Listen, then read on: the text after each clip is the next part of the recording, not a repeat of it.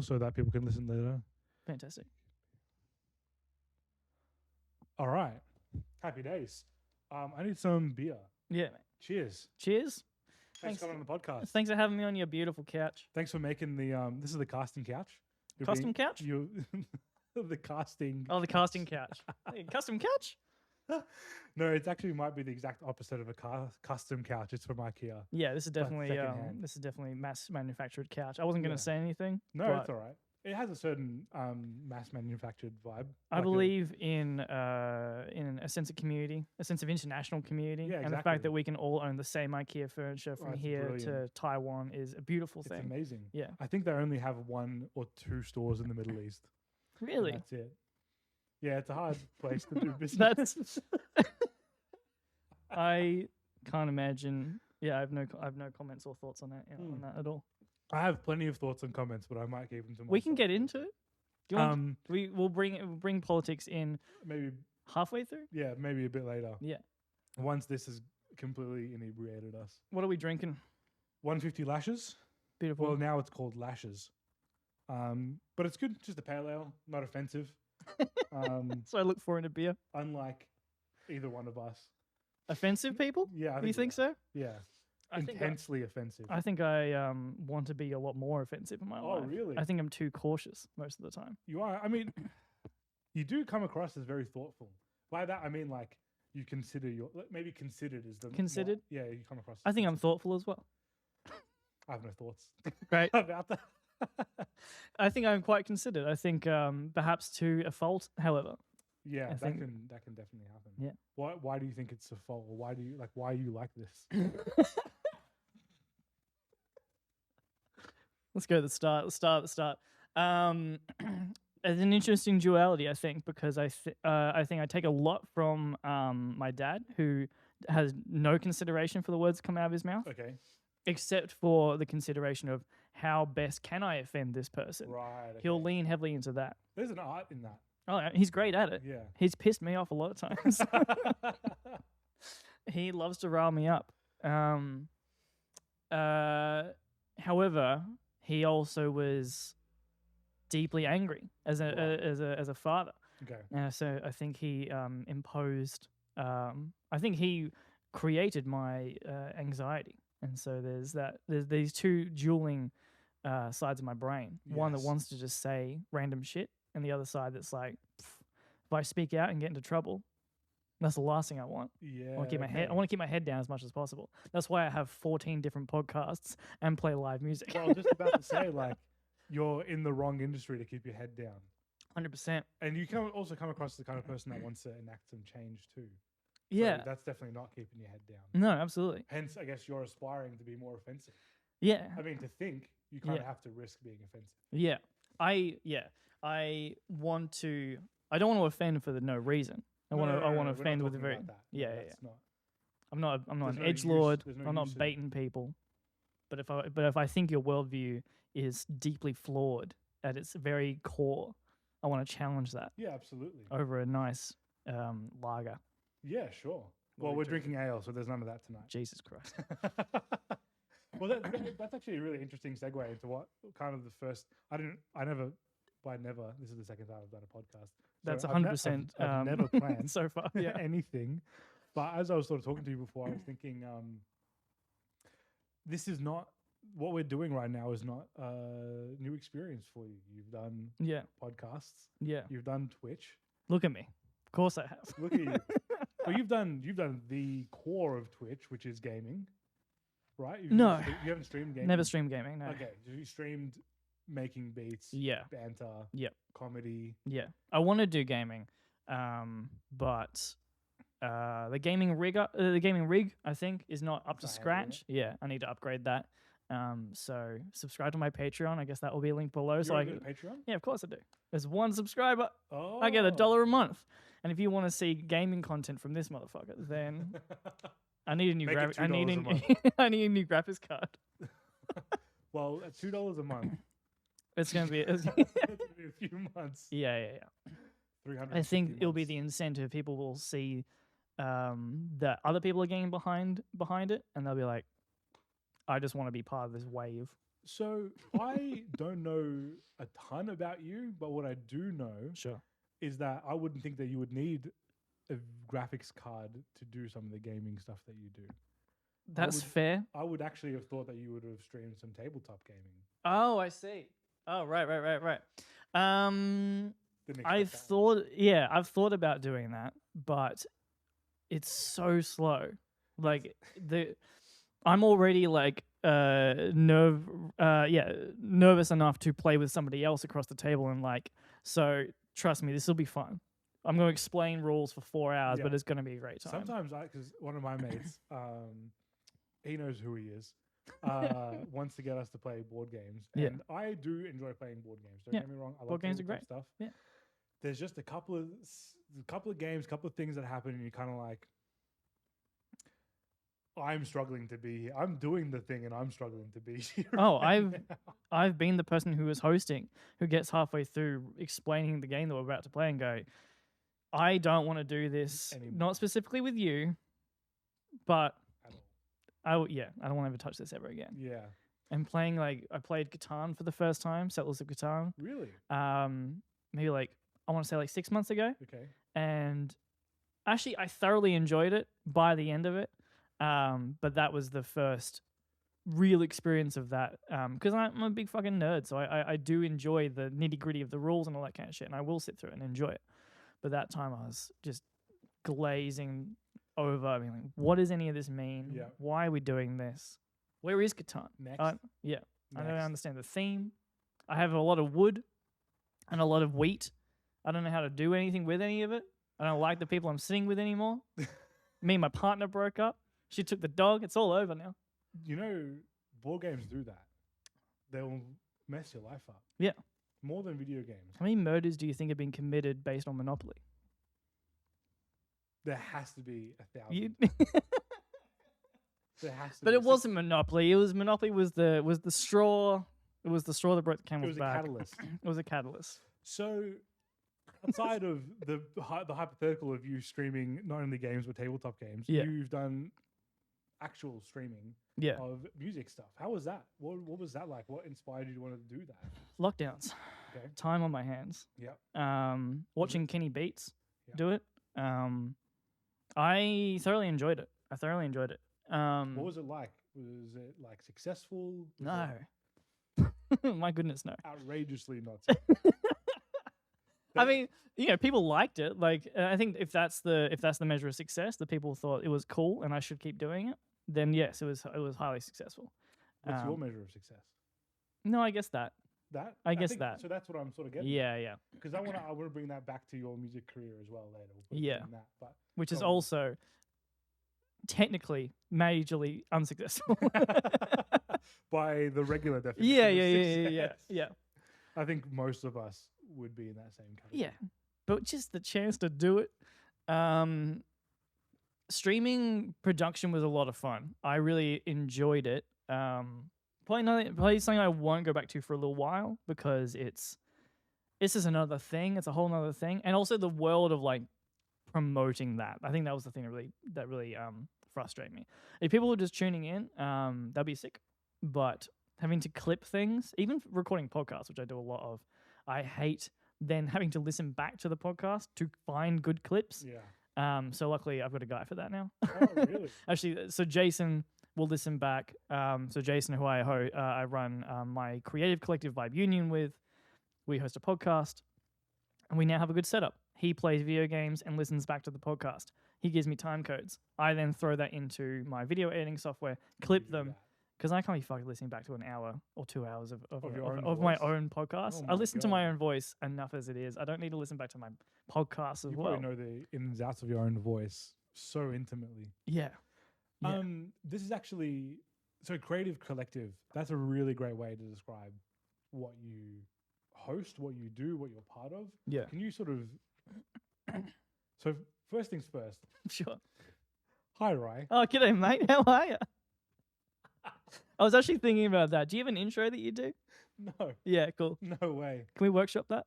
We can workshop that Yeah. during the podcast. Yeah, we can do it right now. This is the Let's do what would you think needs to be in the intro? Doesn't need to be long, but I think it needs a little something.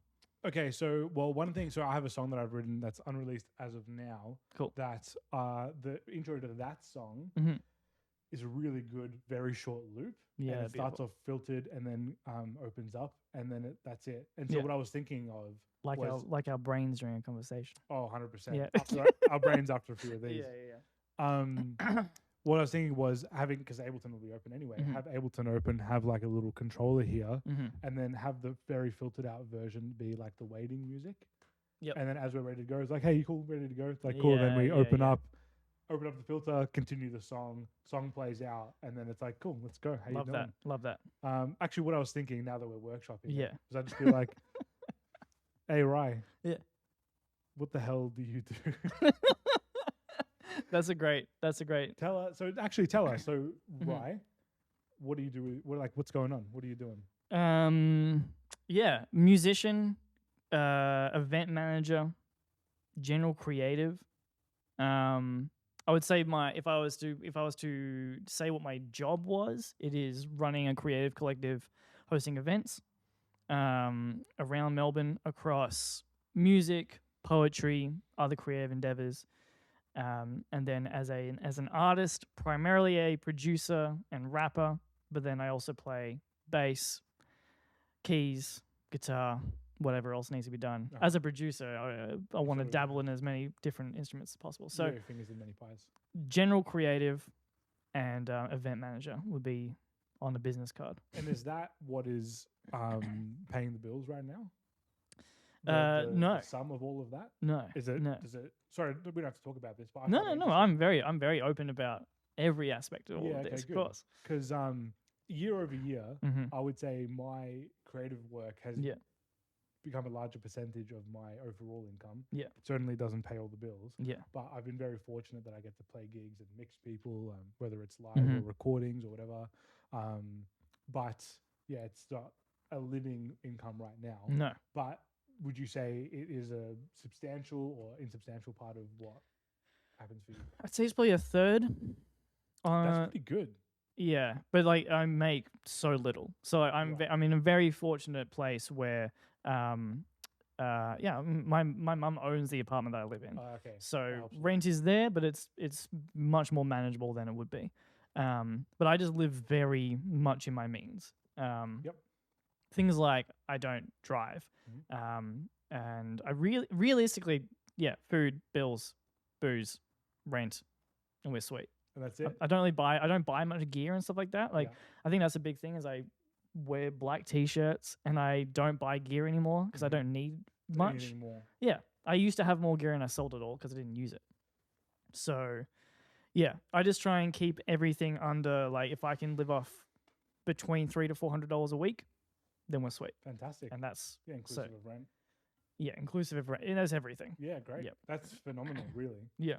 I think I was there before kind of going all out on this. I was budgeting about $400. Yeah. Which is pretty good. Mhm. Very, very manageable. Okay, so what does Vibe Union do? I'm sure there's a ton I'm not even aware of. Mm-hmm. What's your role specifically? How did it start? Okay. Started as a creative collective during lockdowns. We all met at an open mic night. There was about 10 of us, and we wanted to run some gigs. We wanted to just hang out and make music together. So we actually went to one of our mates' places. He had a massive house, had some gear, and we just made music. And then we thought we can run some events, and then lockdowns hit. And so we were like, all right, cool. We can't really do any of that. Wait, no, yes, we can make music. We can do it remotely. And so then it turned into a Discord server and me producing beats and them sending me vocal stems and us mixing and making a mixtape together. And then that kind of snowballed into this wider community of maybe like 15, 25 people that kind of would come in and out of Discord chats and live streams and stuff like that. And then as soon as lockdowns ended, I was like, I think me and a few others was like, let's run events. Since I've been running events on and off for maybe 10, 12 years. Yeah, right. It's an easy thing for me in a sense of like, I know just I'm good at putting the lists together, what needs to be done, and getting it all done. There's so much involved in events, so much more than what people expect. Yeah, yeah, And so you feel confident now that you're across all of that. yeah, for sure. And it's mostly you, or do you delegate well, or Delegate terribly. okay. I do way more than I should be doing. But Jason Voss is now Vibe Union core members. There's 2 of us, and then there's a few other people who help run some gigs Yeah. and who help do other little bits and pieces. Kind of more community role, I would say, is other members' involvement. So now it's down to we run some events, host a podcast. We've got some other things in the work, publish a poetry book, little things like that we can just do. That's brilliant. Under our own steam. And it is a lot of just, I know how to do the marketing, all the graphics, do the sound, book the artists, just do all the different pieces, bits and pieces. So small things. Yeah. All of those that take to get to an event happening and people being aware of it. But which took 10 years to develop all of those skills. I don't think I'm particularly amazing at anything, but I have taken enough time with every little thing that I can do it enough to get something like an event Happening. running. Yeah. So there's Radio Talk. Yeah, our poetry night. Poetry night. There was something that I haven't seen happen, I think, again, which is where you and I met. It's coming back. What was it called again? Tones. Tones. Yeah. So has that happened since? No. So that was the only one? Only one was where we met. And that's where you and I met. Yes. Which is quite fortunate, really. Yeah. Because, worked out great. I guess we haven't interacted much since then until... Probably over a year between that meeting and then further interaction. Yes. Which is, really fortunate for me because I feel like I now have access to this really wonderful community. I have access to a bass player and a studio and a friend. And a friend. Oh, first and foremost, please. And foremost. Well, I think that really became obvious when we started actually just sitting down and talking. Yeah. Because I was kind of like, what the hell? Yeah. This is so flowy. This is so easy. Yeah. And I guess that probably comes part of the parcel of just being someone who talks a lot on podcasts. But it felt like it was more than that. Yeah, for sure. I think I know plenty of people who can talk on a podcast who I would not then talk after the podcast stops. If their podcast is like a history podcast, like, what happened in the Roman Empire or something, then I'd be so down for that, though. That'd be sick. I would listen to it, but that's not an indicator of whether or not that person would be like a good conversation. No. Is what I'm saying. No. That's all right. So Tones was I just wanted Tiny Desk. I just wanted to have my own Tiny Desk concert. And Which is kind of what I think I was telling you about this place. Yeah, 100%. Yeah, I've had a chat with a few people who are all doing their own little version of that. Great. Which I think is, I think the more the merrier, especially in Melbourne, where there's so much happening. But I don't know if it's as publicized as the States, No way. We're not as showy as a people, I think. No, we're pretty understated. Yeah. About that stuff. We're understated about our achievements. We're not understated like socially. Socially, we're quite boisterous. Yeah. But it's in a sort of a humble way. It's not like we're the best fucking country on the planet. No, not so much. No. Rightfully so, because we're not. It'd be an insane thing to say. I mean, I think I have a different perspective being an immigrant to this country. Mm-hmm. Like, we chose to be here. Yeah. Because... the standard of living is like crazy. It's amazing. And it's crazy good. And also basic things. We don't have to get too much into it, but just basic things like, we have 24/7 electricity. Like Lebanon still doesn't have that. Mm-hmm. A bunch of places don't have that. Yeah. I mean, that's not standard for the best country in the world, but put it this way, I guess it could be way worse. Yeah, for way sure. worse than what people are aware of. Yeah, Anyway, absolutely. So that's something that's close to my heart. I'm so down to get into all that kind of stuff. Yeah, we'll get there. But yeah, so there's more happening to publicize Melbourne music. Yeah. Which I think is really important. Yeah. I think then gives musicians, local music. Actually, I think the main thing is because we see American musicians. Like if I think of my favorite artists, there might be one Australian musician in there, and it's Hiatus Coyote. And they have gone and been involved in the American scenes, stuff like that.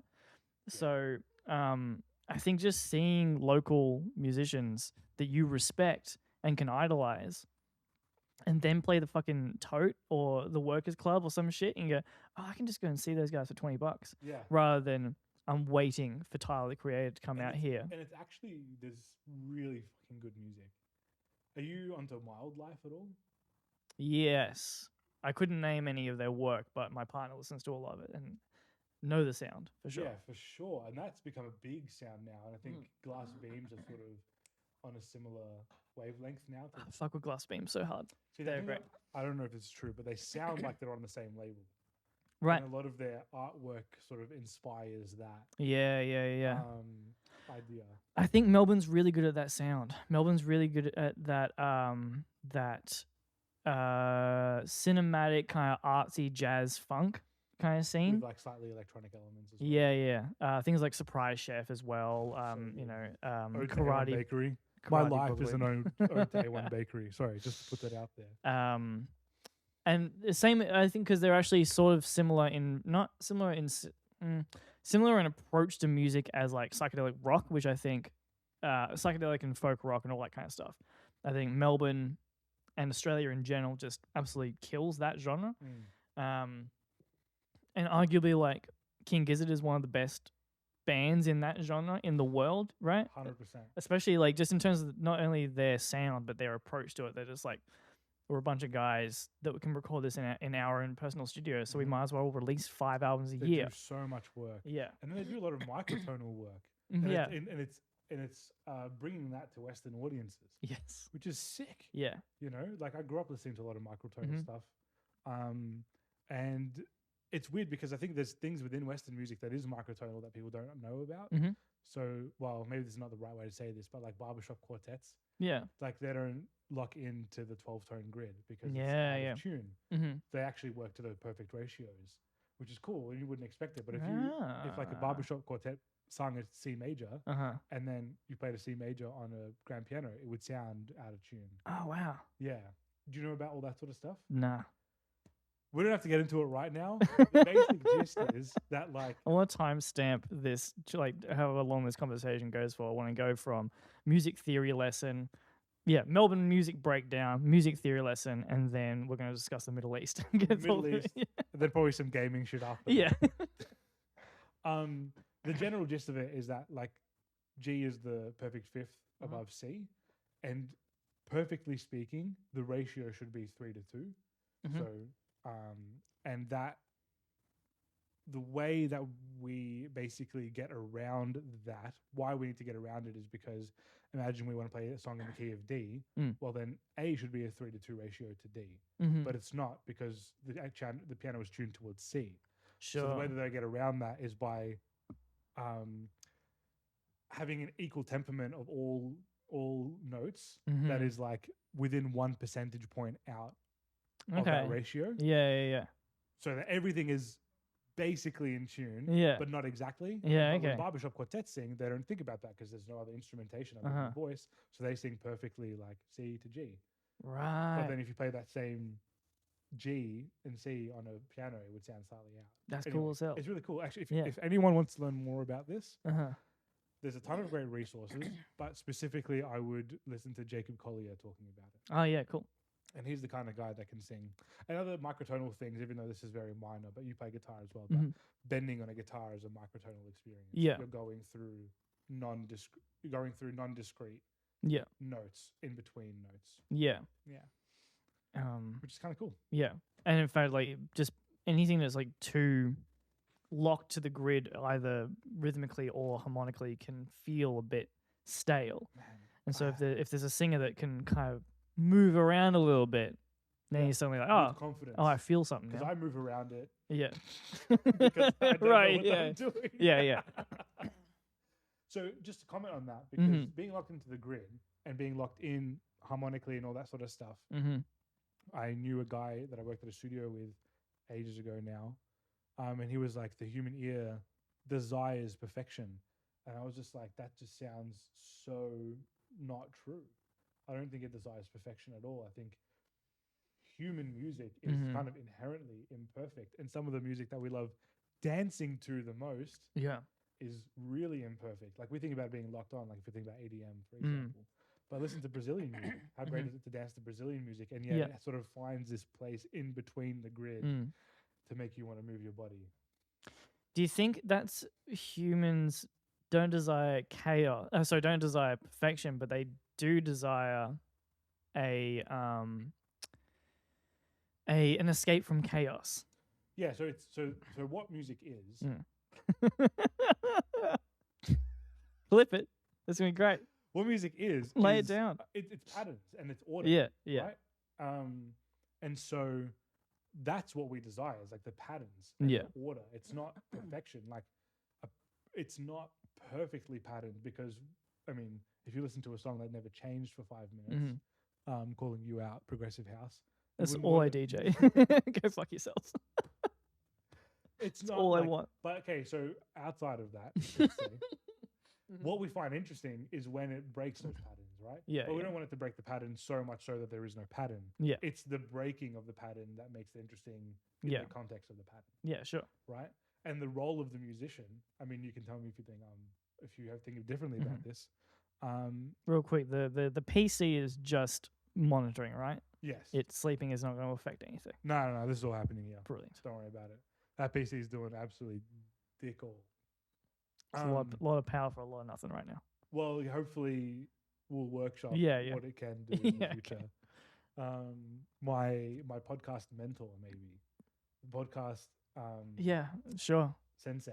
If you've listened or checked out any of my podcasts, you'll know that they're pretty loose and chaotic anyway. That is exactly the word that I thought about when I was listening to your podcast. Chaos? Loose. Oh, loose. Because I think you said you give such a, like you sort of messaged me, thank you again, very kindly after the last podcast, and you were like, it's really relaxed, you're a very attentive sort of person, so keep it on track, all that sort of stuff, which is lovely. And then I remember, and I was like listening to yours, and I was like, whoa, this is loose. Yeah. Yeah. Which is great. Like there's no negative connotation with that at all. I've got thoughts on it, but let's what is the role of a musician? We'll come back to and then podcast theory. Everyone's favorite topic. It's one that's critically analyzed podcasting. The role of the musician, their life to a certain degree, not that I'm romanticizing this at all, exists on the boundary of order and chaos. There's the ordered world where a lot of people live in, and that's totally fine. They have their regular job, salaried, get the loan, awesome. The chaos that's in their life is the chaos inherent to life itself, like tragedy and all that sort of stuff. Yeah. But I think a lot of musos, their day-to-day life incorporates more chaos. Yeah. And that, in a sense, is the puzzle that we solve. We're dipping our toes into the world of chaos, learn about it, and then integrate that into the world of order. And it's our effort to do that through music and poetry and art that we learn about the world. Yeah. I think I agree. It'd be okay if you didn't as well. Yeah, I do give off the babbling moron vibe pretty intensely. That's what this platform's all about. Like that's what this medium is all about. Exactly. It's not about who actually is articulate. It's about who's loudest. I have the microphone. Remember that. Yeah, I think so. But then also because there's but there's a fine line between finding the order in the chaos and taking away too much of the chaos. Usually the gray I guess like the difference between listening to an album versus seeing something live is watching people play something live that is exactly how it is on the album. Why did I come to see this? Yeah, I'm out of here. It's that Drake meme. Like, I'm going to the bar. I'm out of here. That's my chaos. I want to go back to the chaos that I know. But live, I want to see not necessarily mistakes. I want to see risks taken. I want to see them throw themselves to the little bit of chaos. Just putting them in that world of chaos. Yeah, absolutely. Which I think speaks to what I'm trying to. Right. I guess channeling a more primordial chaos that a lot of humanity is definitely scared of. If we romanticize it even further, like. Sure. the loan has a certain amount of interest and years that you need to pay things off, and there's the numbers on a spreadsheet and it all makes sense. And the chaos of life is terrifying, unknowable. Where you're going to go? I guess artists then thrive in that environment. But I'm terrified. I'm terrified of that shit though. I think of the chaos. I maybe to bring it back to the start though. Actually, probably because of those two dueling parts of my brain is the part that wants to hide away and the part that wants to jump straight into the chaos and just roll around in it. Yeah. Well, that's also. Let's not romanticize that too much. Yeah. Right? That's where you get people in like, fortunately, you're past the 27 club, and now I am officially past the 27 club. Mm-hmm. But there is risk inherent with that, with being involved in so much chaos. Just as there is risk with being involved with too much order, especially for people like yourself. Yeah. Where it becomes monotonous. Some people are fine with that. Some people like stability. That's great. I think good on them. Exactly. But I struggle. I lose my mind. 100%. I don't think I've really ever genuinely looked at an Excel spreadsheet. Oh, really? Yeah. But like, to be honest. Again, the dueling parts of my brain, because I like the insanity of running gigs, and I like the chaos of those environments that involve artists, audience, and general public that don't even know what's happening, all colliding with drugs and alcohol involved, and it's just nightmare. For some reason in that environment, I'm like, yeah, cool, this makes sense. And then the Excel spreadsheet come in? I love Excel spreadsheets. Yeah, see, I think I need those gigs don't happen without the Excel spreadsheet behind them. Exactly. Every single gig I run has an Excel spreadsheet behind it somewhere. That stuff. Whereas if you were like, so this is my thing. Is like if you were like, and this is it's not even useful. Yeah. The one thing is useful because you can run events and do shit. Yeah, sure. But if you were like, Matt, watch like a 2-hour documentary on pure physics, I'd be like, let's go. I'm in. Yeah. Yeah. I've already watched an hour of it. Where fucking yeah. And that's not useful to anybody. I think it helps you understand the universe a little bit more, and 100%. Maybe will have some sort of impact on the way you view. It's not life. Totally useless, but let's be real, I'm not making any dime out of that. Sure. That's a totally different metric though. But with the Excel spreadsheet and with Vibe Union, you have this ability to create a community. Yeah. And that seems important to you. Yeah. Is it a community around musicians, or is it larger than that? Yeah, larger than that. And simpler than that. I think, I've started to realize that the ethos behind it is much more important than kind of what we're doing. Okay. So, like, creating a space for musicians, cool. There's already spaces for musicians. There's already poetry nights. There's already hip hop showcases that we do. There's already hip hop showcases that are doing it better than we do, which is why we're stopping doing that. Actually, in fact, we've one more hip hop showcase next week, and then we're done with that for a little while. Might come back, who knows? But yeah, trying to just be a collective in the sense of like, we run events and we want to be part of the existing music industry is kind of pointless to me. We already have that space exists. There's something inherently chaotic and organic about what we're doing, I think, and it comes from especially mine and Jason's inability to fake anything. We can't do the hype. We can't unless you feel hyped for it. Yeah, but it's not like we're not jumping on cameras and being like, "Sup, fam, you gotta get down to this dope gig because it's like the best thing that's ever happened ever, and you're a loser if you don't come to it." We're like, "Hey, we run this poetry event. If you want to come and read some poetry, fucking sick." But like, that's you get it. It's poetry. We'll be there. Come and have a beer. Yeah. It's nice. It's chill. And then the events feel very unpretentious, I think, and welcoming. And that's there's a ton of people at that poetry night that didn't even say anything. Like they were just in the audience. Yeah, which is great. That shocks me. Is that not normal? No, it is very normal. Yeah. It is very normal, but it's still surprising me. Yeah. But I think that's the thing. People are looking for that. They're looking for such a genuine community and space. Poetry is a great, a great medium to center around for that kind of space.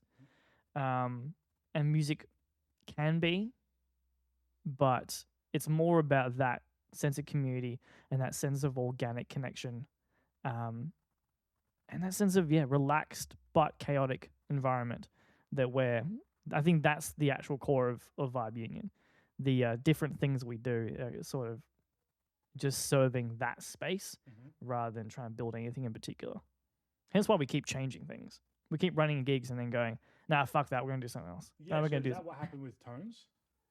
Tones is just a lot of work. Yeah, that's what I thought. And also probably a lot of money lost. We actually made money that night. Great. A little tiny amount.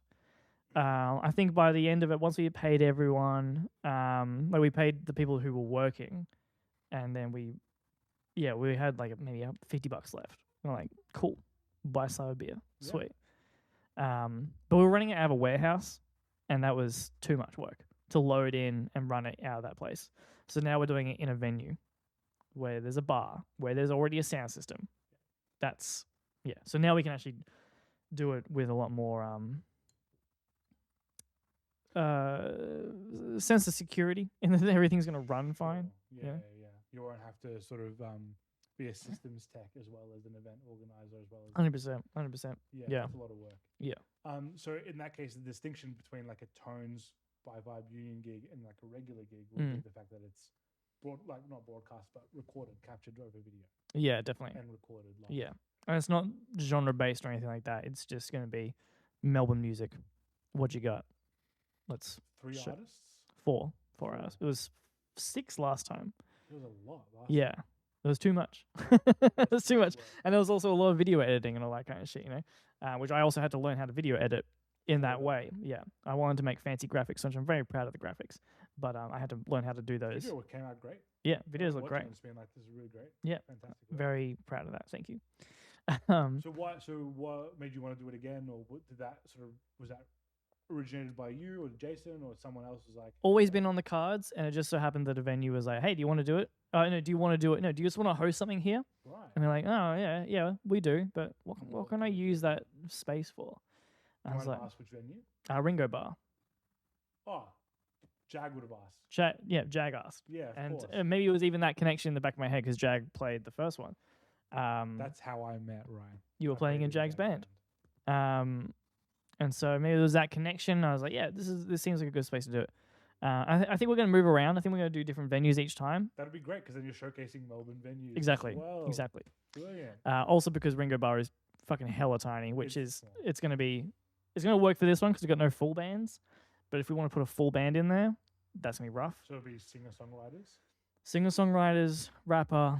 Yeah, singer-songwriter, rapper, R&B artist, and a band, but the band is a saxophone, DJ, live electronics. Oh, and the one that played at your gig. Amutha, yes. Oh, that was sick. Oh my god, I'm so sorry. Naive Atom. Yes. Naive Atom. Yeah, great name too. They will be there. And that will be announced. Is that so we should not announce the rest of it? It doesn't matter. Who else is playing? Vina is playing. We have Reed Lou and Riordan. Cool. Yeah. Great. Yeah, it's gonna be sick. Gig. It will be fun. 16th of March. Hey, I got it. No, that one. Don't say the 16th of March. That one I gotta check. Don't say that. It is the 16th of March. No way. Are you out? You can't make it? manvssynth has asked to headline the Catfish. Oh no, I know that because Wade is Wade's band gonna? Yeah. Yes. I already knew that. There you go. But what do you do? That's all right. There'll be more of those. I'd love to play one as manvssynth. For sure. Yeah. It has to be a bigger venue though. It would need to be bigger venue. We're not a small size. You got all this stuff that needs to. Anyway, it's a headache. Yeah. Playing live is fine. I don't mind packing up all this stuff so you guys can't see, but there's a ton of instruments around here. because it's fun and I love it, and being on stage is bliss. It's like it's actually like meditation for me. Because I feel like it's one of the. I think the purpose of meditation is to be in the moment. Yeah. To be free of thought and to be in the moment. Of course. I think that's the purpose of like that spirituality, religion, being an artist. Yes, and I think being on stage is one of the few times where I feel in the moment. Yeah, I feel that. I feel that. I think I'm thinking all the time. Yeah, and you know what I noticed, because like because you're quite a pleasant and happy person. I think. I don't think. Thank you so much. I don't know if you know that, but you're actually quite. You laugh a lot. You make jokes. Yeah, it's nice to be around you. Yeah, but when you're on stage, it's like the next level. I just think you were just full of joy on stage. Yeah, it felt like you were so happy. Yeah, yeah. I turn it on, but it's not. But again, it's not faking it. It's really not like a. No, I don't think it's not a conscious. Decision. Yeah, it's not a conscious decision. I think about the way I'm on stage for sure, but I think about a lot with just this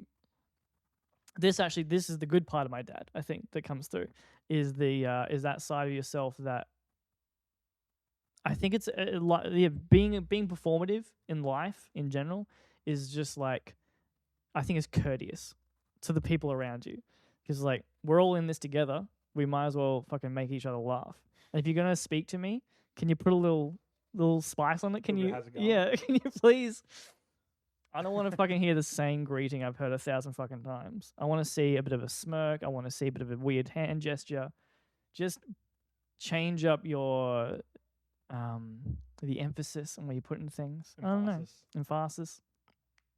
Move things around. Have fun with it. And also it's so much fun. It's so much fun to just talk like a fucking dickhead.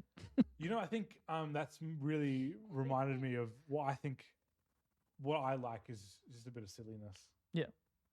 Don't you reckon? Like the times where I feel most comfortable around people, I think I'm really silly. Again, it's embracing. I think it's embracing the chaos. It's being okay with the chaos. It's letting. There's nothing. I 100% agree. There's the only time that I feel, when I feel truly joyous is being like an absolute fucking dickhead around people and letting them be absolute dickheads around me. And the thing that I hate more than anything in this life is rigidness, is people speaking by the rules that they have learnt. I work in a coffee shop in the city in a office building in Melbourne Central. And so I just serve suits all fucking day. Yeah, okay. And I watched this motherfucker. I watched the guy who runs the fucking building, who he's like concierge, right? And this guy was bringing in delivery of boxes. What were they? Like Woolworths boxes. Woolworths like packed delivery boxes, right? Bringing them in on a trolley, and he ran up to the guy like, no, you can't come through here. You go through the loading dock. And then as the guy started turning away, he said, "It's just far too dangerous." Far too fucking dangerous. You're in the middle of a lobby where there is maybe 5 people. He's going to go up to the elevator and go up to another floor. There's no fucking danger involved in this, but there's this rigidness. There's this bureaucracy. Set of rules of living. That's one of my biggest criticisms of life in Australia. Yeah, it's the red tape. Yeah, right. If we're talking about quality of life stuff. Yeah. Like, I dislike in my house that there's rules that I have to abide by. Mm-hmm. Like, I'm not talking about major stuff. I'm just talking about simple things. Like, my parents are very fortunate enough to have like a small like spa type thing. There needs to be a fence around that. Why? Yeah. It's their property. It's fine. Yeah. In my opinion. Yeah, of course. But that's okay. Why? Like, through a lobby. Yeah. It's too dangerous. Why? Yeah. Dude's just carrying some boxes. Yeah. It's fine. Yeah. Like, but there is this kind of coddling that happens. Yeah. Which, when I was living in the States, I was sort of saying to my friends in the States, they had a very different reaction to the COVID pandemic. And they're like, well, what was it like in Australia? And I said, you have to understand that the social bargain in Australia is very different than the social bargain in the States. Social bargain in the States is individual above everyone else. Yeah. And we're not quite community over everyone else. No. but we are sort of somewhere in between. Where it's like we sacrifice things for the individual for the purpose of the community, and that's what our response was generally was. It was more about Sure. lockdowns and staying at home and doing effective quarantines. Well, hopefully effective quarantines. We're very passive. We're very passive people. Yeah, and our reaction tends to be sometimes like, this thing went wrong. Mm-hmm. Now it needs to be like a law so that no one else does that same thing. It's like, Yeah. well, no, most people are actually reasonably sensible. Yeah. And I love it in certain cases because, like, that, the obvious one that comes to mind is the gun control. Fucking ace. Absolutely. Beautiful. Works great. I got really drunk one time. I was talking to this quintessential bogan at this pub one time, and he was just, the most, I think he was even redhead mullet, living in the city, but he grew up in the country and was just saying, again, I may have fucking gun, yeah. But let me tell you how fucking good gun control is in Australia. He was just raving about, like, no, I love it. This guy was saying, I own guns and I have a fucking shitload of them, but they are all regulated. They are all checked. The police actually come to my house and make sure they're where they are. And they are always there because I keep them there. And it's great. And I get to use them recreationally. But it's all above board. I love 100%. It. And hearing him talk passionately about fucking love gun control. I was like, yeah, cool, man. I do too. Yeah, it's good to hear you say that. It's good to hear people who might be from you'd expect, different have different opinions, different political leanings to be on the same page about that. But that passiveness in Australia and the red tape, I think, just does breed mediocrity and like this what's the word I'm looking for? It's hard to kind of rock the boat in Australia with a lot of things. Definitely. Well, the closest thing we got to a civil war was the Cronulla riots. What was that? Was it? I don't know what that is. That? I don't. Yeah, what was that? Well, it was basically just us lebs right up and lighting up some fires and, right. and bins and stuff in Cronulla. Right. And you know why it ended? Why? Cricket started.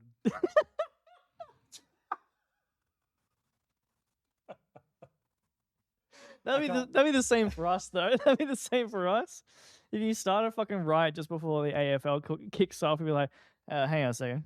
What are we fucking rioting about? I can't take full credit for that. That's a Akmal Saleh joke. Okay. The guy's a legend. Yeah. So funny. Look, I think one thing, I spent some time in the States and there's plenty to criticize, like there is with many countries, but there is a great sense of fake it till you make it and blowing yourself up a little. Sorry, not in that way. Like sort of self-aggrandizing. Is the more appropriate way to put that. Sure. Which is kind of cool. Yeah. You meet a lot of really intense personalities. Yeah. And it feels like people are generally more polite here. Yeah. And it's not like I don't like politeness. I think that's great, but it's also kind of like I do notice sometimes my friends will hold back when I want them to otherwise be quite forward with me. For sure. Or just not so. It's okay to be a bit rough around the edges. It's fine. Yeah. I know if you say something and I don't necessarily like it, I'll just be like, that's fine. That's okay. Like, you've come to a different conclusion, or maybe that's informed by something in your past, or maybe just being a bit of a dickhead right now. And that's totally fine. Yeah. I mean, there's a sense of that I think in maybe like the more male culture of Australia. If you're in a pub, you can be a bit more abrasive. Sure. Yeah, but in general, I think I don't know. I'm in two minds because I think it's just the ego rather of America, American personalities. I find just insufferable, especially undeserved ego, but then I also really hate, and I do it to myself constantly. Tall poppy syndrome. Tall poppy syndrome. I said I'm not good at anything before. I'm talking about all these different things, and I do it all the fucking time. You do all that stuff. Yeah. You're great. I do all these things, and they all work, so that must be good enough. But I can't possibly say, I'm good at anything that I do. Doesn't make sense in my brain. Which is clearly wrong. I would highly disagree. It's clearly wrong because I've listened Yeah. to the stuff you've released. I've been fortunate enough to play some of it, and it's great music. Which actually makes me want to ask, Yeah. how did music start for you? I listened to a little bit of your Mhm. podcast. I know you grew up in a bit of a musical environment, Yeah. but can you tell me a bit more about that? I'm really curious. Yeah. Grew up in a musical family. Mum and dad played in a band together. In fact, Yeah. Boogie Two Shoes. Cool. Playing a bunch of blues and rock and roll, what have you, at the Troubadour in Melbourne back in the day. Lived off it for a little while. So yeah, there was always guitars and there was an upright piano in our house and stuff like that. There was and always music playing. That's something that shocked me when I went to friends' houses when I was a kid. I was like, is either eerily silent or there's cricket playing or there's a movie playing or some shit. And I was like, the fuck is this? Yeah. Where is the KD Lang? Where is the Led Zeppelin? Where is the that stuff would be playing as you were watching movies as a kid? No. If we had a movie night, yeah, the records would go off. But there is definitely from as soon as Dad is up, there is music playing, and I feel very much the same. Though actually, I probably fill my time way more with YouTube playing, which is maybe less healthy. But once he's up making his porridge and his coffee, there's classical FM playing. Oh yeah. And then as the day will progress, he'll move to jazz FM, and then he'll move on to the records he grew up with as a kid as he gets steadily more drunk throughout the day. You know? So there's music in the house, which is beautiful. Yeah, it's one of those things that you don't realize how Those important. early records you mentioned, Led Zeppelin. Yeah, Led Zeppelin. Yeah, I mean a lot of classics, just like the Beatles and Kinks and Pink Floyd. Nick Drake was a huge influence. Miles Davis as well, a lot of jazz. So yeah, all the kind of classics from 60s to probably early 80s. That kind of period was really well covered. But then he's also big into blues and stuff like that. So it was big into country as well. So there's a lot of old blues and country. I'm named after Ry Cooder. I used to have a dog called Cooder. So it was, I couldn't imagine doing anything else. Especially because Dad has never had a job. I mean, he's had jobs. He worked for years at RMIT doing all kinds of this is a clerk of some kind. Okay. But as I've known him, he was a sculptor and he would make didgeridoo stands and ship them all over Australia for some reason. And play music and just do all kinds of shit. So he just this sense of like, I'm just gonna do what the fuck I want. I'm not gonna have any money. We'll figure that out later. And so I've never known any other way to be. Trying to have the thought of like, I'm gonna work so I have some money. I'm like, that's time I could be using to making music. Or just fucking around, doing something else. Yeah, right. So early start was getting a guitar. Okay, so tell me about that. Actually, no. Start with piano. I started on piano first. Mary Had a Little Lamb scales. Hated it. Wish I had stuck with it, but I fucking hated it at the time. Shit, old Mr. Bottomley was my piano teacher, and just quintessential old piano player dude. That played classical music only. Learned off him for like 5 years maybe, and then guitar. And how old were you when you picked up the guitar? Maybe 13, something like that, maybe. And you had a teacher? I must have. I definitely had a teacher later. I think I learnt off Dad for a little while. I was gonna say, surely. I think Dad taught me like the kind of the basics, but he knew that he doesn't know what he's doing. He's playing like open tunings and stuff like that. He's very folky and bluesy in that way. So he was like, I can't really teach you music theory or anything like that. Standard tuning. He doesn't know how to play in standard tuning at all. Right. Which is kind of cool. Kind of cool. Kind of useless if you want to play with other musicians. Well, yeah, unless you really know what you're doing. Yeah. And he does. He's had bands, but yeah, definitely had a guitar teacher. Hated that guitar teacher. I hate that guitar teacher in retrospect. Didn't push me to learn theory. That really pissed me off. He just like, I should teach you some theory. I said, I don't want to do it. Like, all right, cool. And in retrospect, like, dude, I'm fucking 15. Tell me to fucking do it. I don't know what I want. There's a lot of dispassionate teachers in music though. Just doing it because they would rather be gigging. Yeah, 100%. But he played twee as fuck music. I remember seeing him play live for the first time. I'm like, oh, dude, that guy's teaching me. Oh no. That guy's lame as fuck. He's, I assume he'll never watch anything but that I ever put out. But,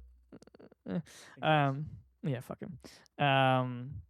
But I remember as soon as I had the guitar, I think probably within the first year or two, I was writing. That was my main thing. I wanted to write music. I still remember the first song I wrote because Dad read it and was like, "What the fuck? This is this is a lot more than I expected."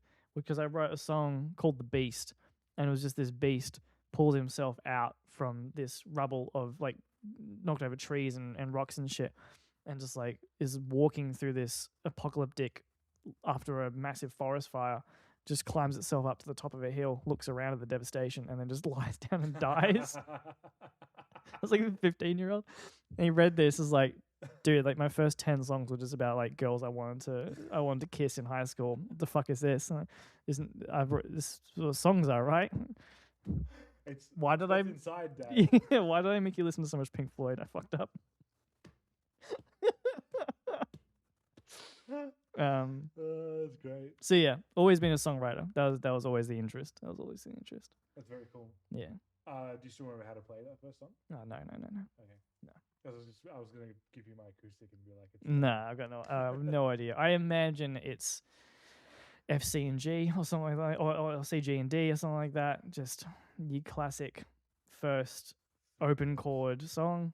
But I wouldn't know what I can maybe I should rewrite those lyrics at some point. Oh yeah, bring it back. That's a great song. Yeah, probably more appropriate now than ever. More appropriate now. Yeah, absolutely. As the years go on, my first post-apocalyptic, possibly about climate change song becomes more and more relevant. Absolutely. Probably would have gone well on Unearthed. Well, yeah. It wasn't. I don't know if it was Unearthed quality. Unearthed. Well, I'm not sure if you mean that it was too good for Unearthed. No, it was always my stuff's always not been. It's been too bad, and too good for Unearthed at the same time. Okay, I think right. you know. Never quite hit the...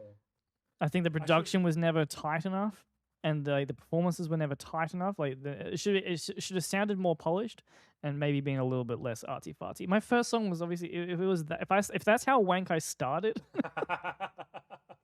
It was only yeah. I've never written anything good enough. Well, I need to. If you ever figure it out, I want to listen to it because I've liked what you've written since. All right. Well, at least most recently. I'll try and rewrite it. I haven't listened to the last 12 years of what you've been writing. There's been some shit. There's been a lot of shit. Shall we have some whiskey? I'm thinking, yeah. Rye has very graciously, generously brought some whiskey along with him. What are we drinking? Do you remember? Drinking Starwood, baby. Oh, nice. That's great. Thanks. It's good. I've got some water if you like. I can go get some ice for you. I'm happy as it is. I think I technically do have Coke, but I would be very reticent to mix it. Yeah, no, I'm not. I just don't like soft drink in general. Neither do I. I think it's funny because I guess in my community, it's very common to either mix or, by my community, I mean my like Lebanese community, it's very common to mix or to have a large tumbler glass with tons of ice, like filled to the brim with ice, and then they fill it to the brim with whiskey. Yeah, sure. So there's still not that much whiskey, yeah, but it's just like ice cold and dilute, and you can't really taste much. Yeah.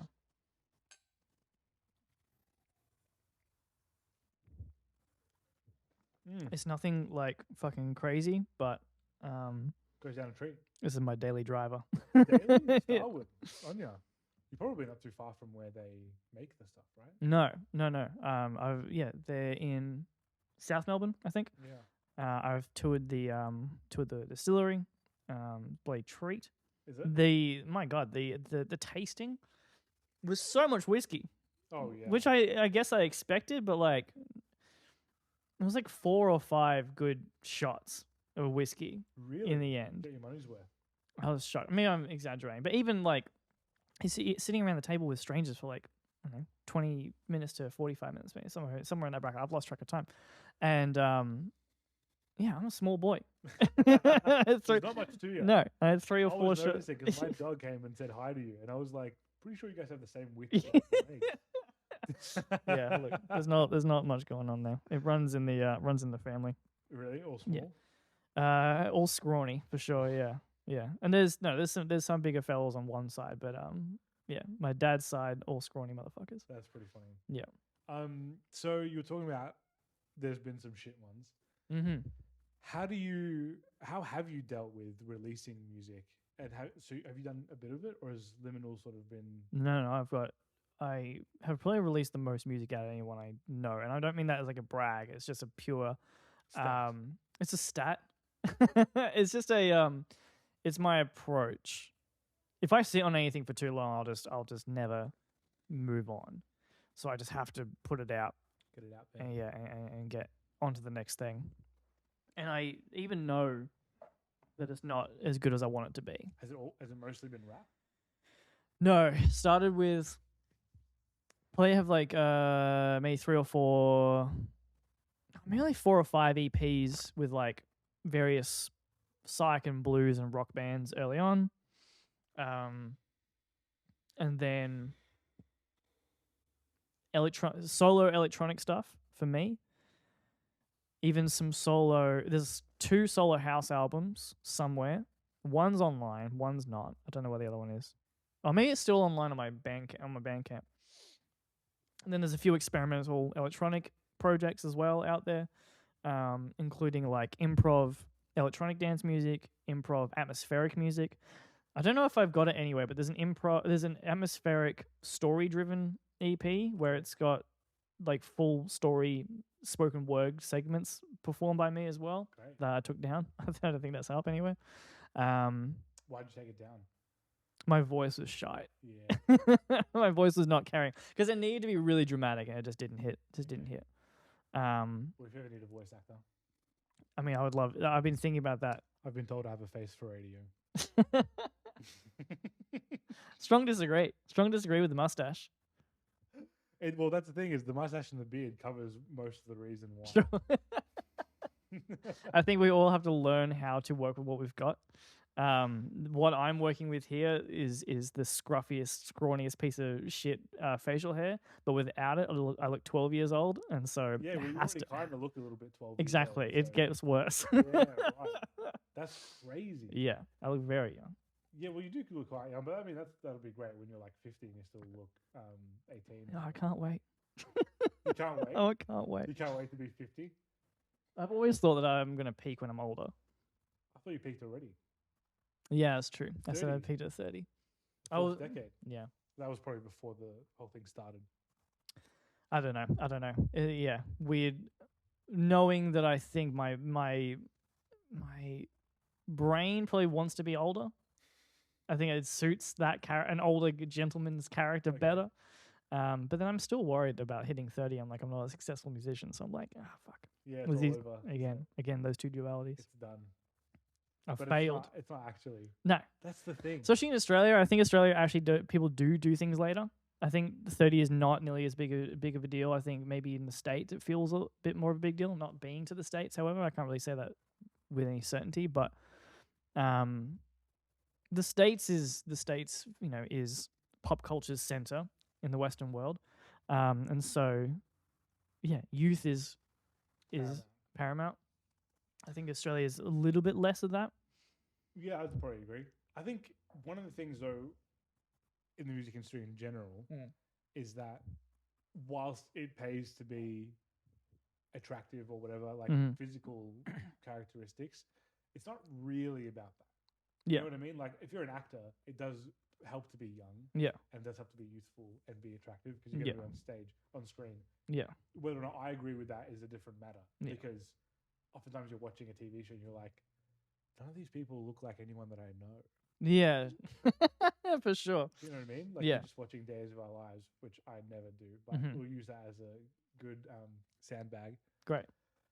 Straw man, I should say. He's like, man, none of the people I know in my life, real people don't look like this. No. But in the music industry, at least where we're at in Melbourne, it kind of feels a bit more like, if you do good, people will probably come to shows. Like, the reason why I heard about Wildlife was because a friend was just kind of like, I think you'd like this band. They do like this sort of electronic-y jazz sort of stuff. It seems right up your alley. And it was just like, oh, okay. Next thing I know, within a year, they're touring Europe. we're probably talking about genres that are more accessible for that. Like it's a little, Genres, yeah, a little bit less image focused.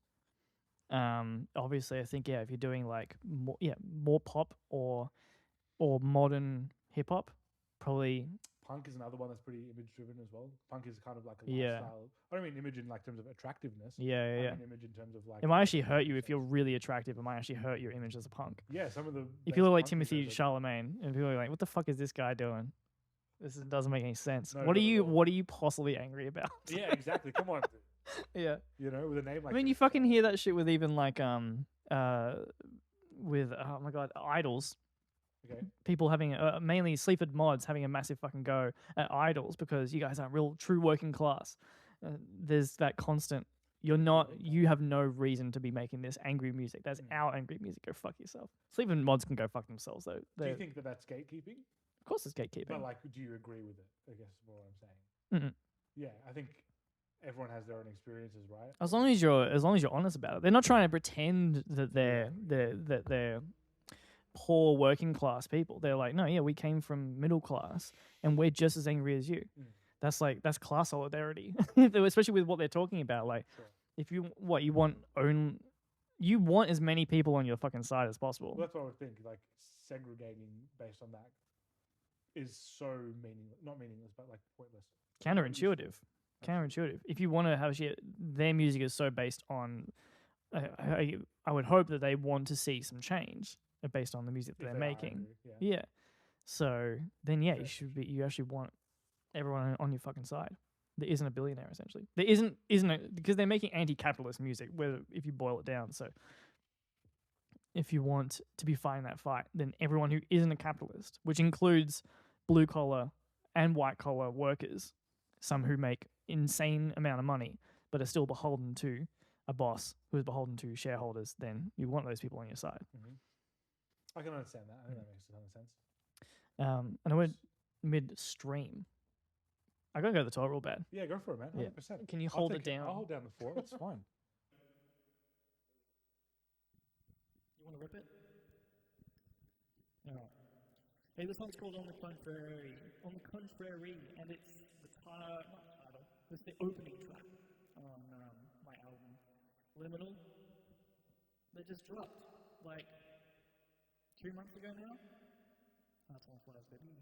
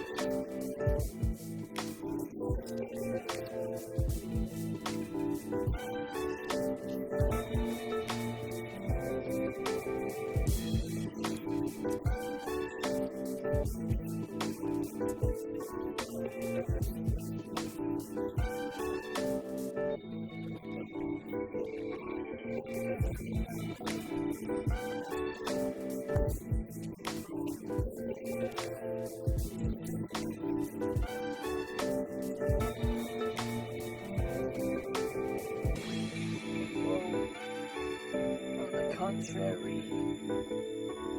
On the contrary. On the contrary.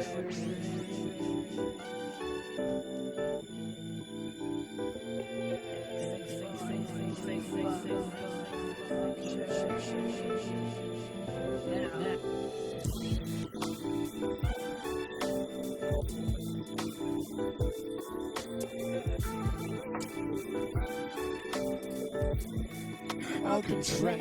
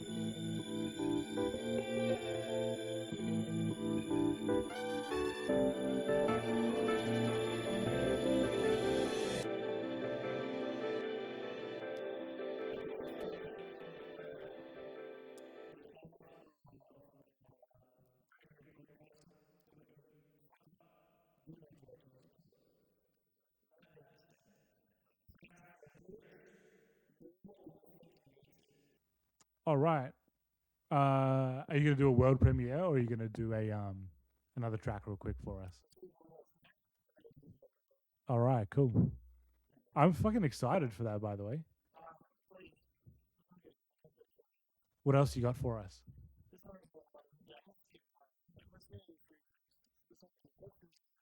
Love that track. That's a banger. I also would say I know that this is not the podcast part of it, but I love double exposure. If you had that memorized right now, I'd be like, please, just for me, but don't worry about it.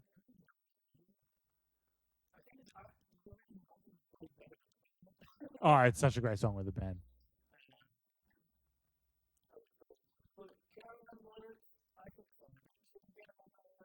That's fine. If you need to get them up.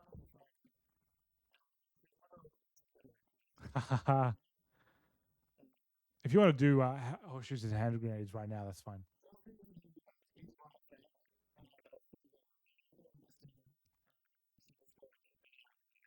Yeah, we can add some links.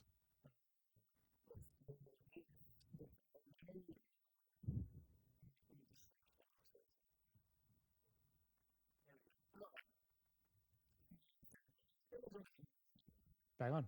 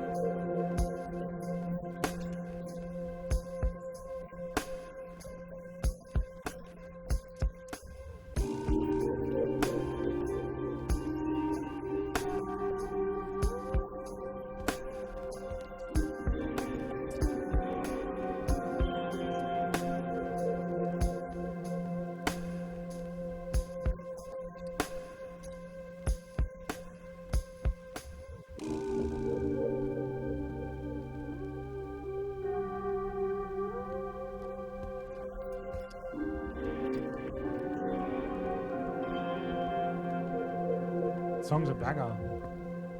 So fun to play. Go on.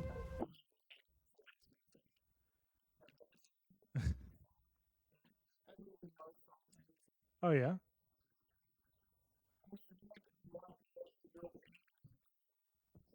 Of course, dad's part of it. It's either going to be dad or mum. Well, that's it.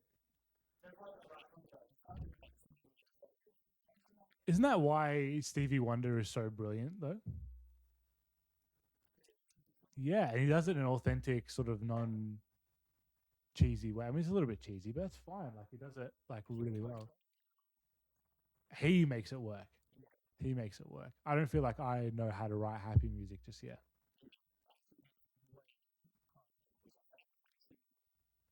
Happy song. Well, I hate to like just bring up Stevie again, but Up to All Right, I mentioned it last week as well. I really like that song by him. It's super happy. What about you? You know, there's another Beatles song that's kind of like that. It's like a summer song. Here comes the sun.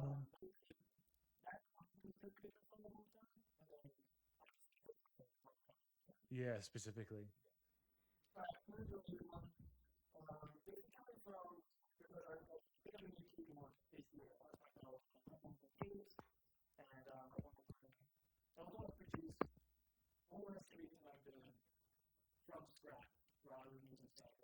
Yeah, sick.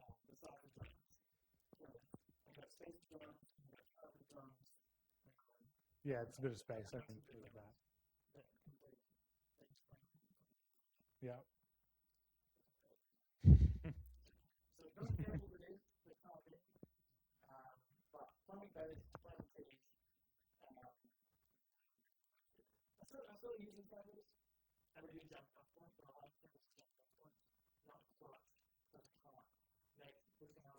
Yeah, yeah.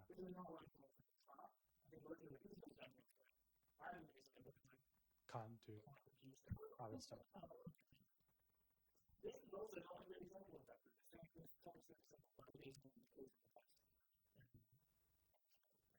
What's it called?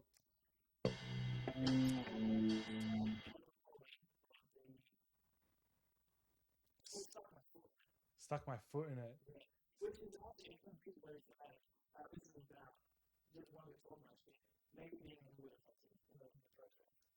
Great. That's awesome. All right, this is a world premiere.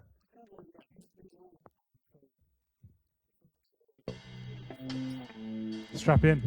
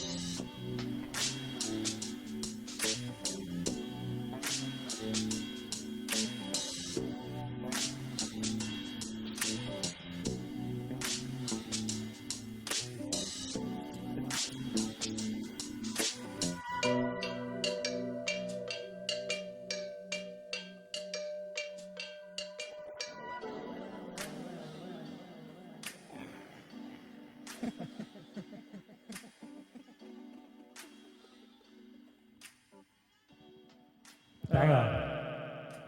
Hell yeah, man. Your shit is where it's at. I loved it. Your shit is where it's at.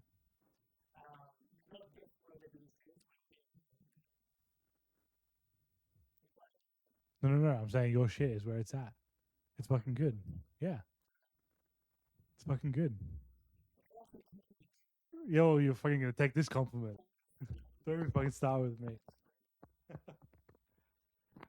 Thanks for doing that, man. That was great.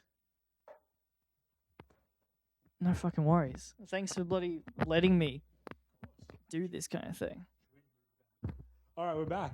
Yeah. Back to the regularly scheduled programming, which is significantly worse than listening to rap. Unfortunately, I don't know about all that. That's all right. I Cheers, think I thanks, man. prefer. I think I prefer. As much as I said I don't like listening to myself talk, I probably like listening to myself talk more than that. Than singing. Yeah. Oh, it's rough, isn't it? Mm. You don't take compliments very well, but No. I'm just gonna speak. Don't take it as compliments. Just Cool. take it as me being honest. Music. Yeah. I I'll just love- go through. You have to because it's a stream and because I came on. I came all this way, so you have to what's say your it. justification? What, Yeah. how does that come from my heart? Hit me. So I love your voice. Oh, It's interesting. very unique. Yeah. Firstly, on podcast, it's great. You know who's talking, and your voice specifically. Yeah. How do I say this? The tonal qualities of your voice are like very obvious, but your Mhm. lexicon, the way that you speak. Oh man, is this gonna start? Is this gonna fail me? Oh, it's gonna fail me. Oh no, that's all right. I might have to just hold on to it. Sorry about this. But the way that you speak Mm. is very congruent with the tonal qualities of your voice, and then the way that you present yourself, and then the way that you rap. I was listening to your music the last week, and I was like, it just sits so well in the mix, and it's so unique. Interesting. Interesting, as in this guy's bullshitting really well. No. or Do you struggle with the things that I'm saying specifically? I keep coming back to the word duality because I'm always in two minds, as I think many of us are as artists. I definitely know my voice is unique, and I know that it has tonal qualities, and the way that I present it are very good at capturing attention, using it to explain different things. I understand that it's good for things like podcasting. It could be deemed nasally at times, but it cuts through the mix real good. It does. It's really nice. Um, And it's not like cutting my ears. It's just Yeah, cutting through yeah. the mix. I think the thing that I struggle with, which is probably the same for everyone though, is listening to your own voice, especially over something like when you're rapping. It's a genre that's like this. You need to be cool, which is I'm listening to mostly underground, weird, abstract hip hop anyway, though, right? So I should be knowing that, like, my favorite rappers is Danny Brown, Okay. who hits these high cadences constantly. Cypress Hill hits those high cadences all the fucking time. There is so many rappers out there who can do that kind of shit, and because it's somebody else, I can listen to it and go, yeah, cool, that makes Sounds sense, fun. makes sense. Sounds great. And when I listen to my music, I always think, usually I think the beats are great. That's just from time doing it. But then usually I'm like, well, the voice this would be better with a different rapper. And but I get that. I've heard that from people. They're like, oh, man, love your voice. It's unique and it's expressive and it sits in the mix really well. I'm like, man, that's crazy, because I always listen to my stuff and think my voice is way too fucking loud. It's jumping out at me. But it's because it's my voice. Exactly. So I'm analyzing You'll everything. never hear your music the way that other people hear your music. No. There's just no way. I think it sounds really unconvincing. But to other people, they're like, no, that's exactly what it's supposed to sound like. Yeah, I think it sounds great, honestly. I've actually I had a great experience with my favorite local MC, who I've been blessed to work with a bunch, Toomey the Bee. And he was on stage with us. He recorded with me on my album, and we were doing his vocal takes, and he was listening back to his vocal takes, and I was saying, this is the second session. So he had already done his main takes, and I said to him, man, after your takes, I had to go back and redo my intros because he came in with so much deep resonance. He's got just a lower voice. And so I was like, I want to go back and redo mine so that can fit a bit better.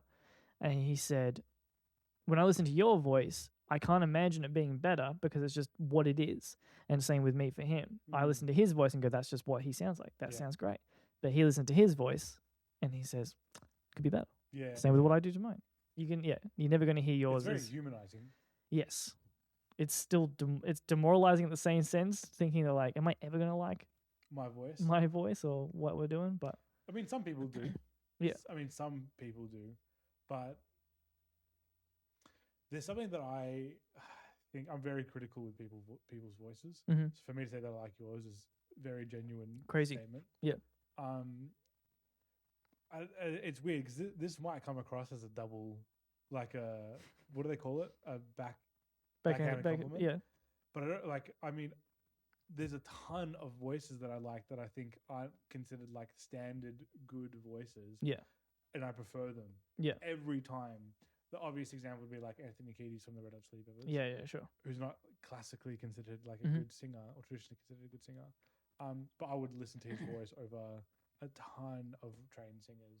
Yeah. And I'm not trying to say that I think your voice is bad. No. I like it. I'm trying to say it's unique.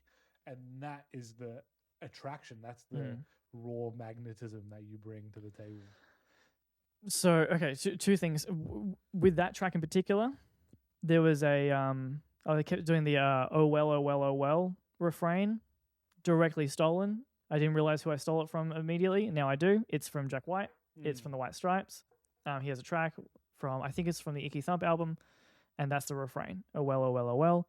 And he is single-handedly my biggest influence of all time, hands down, both not only in his style, but in his approach to music and approach to creativity in general.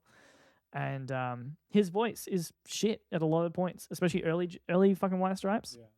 He can't hit high notes, but he does it anyway. Yeah. He's straining his voice to get there. And that has influenced me so much in terms of just how I approach songwriting, how I approach vocals. And I also then steal a lot of his ideas. But he puts out a lot of material.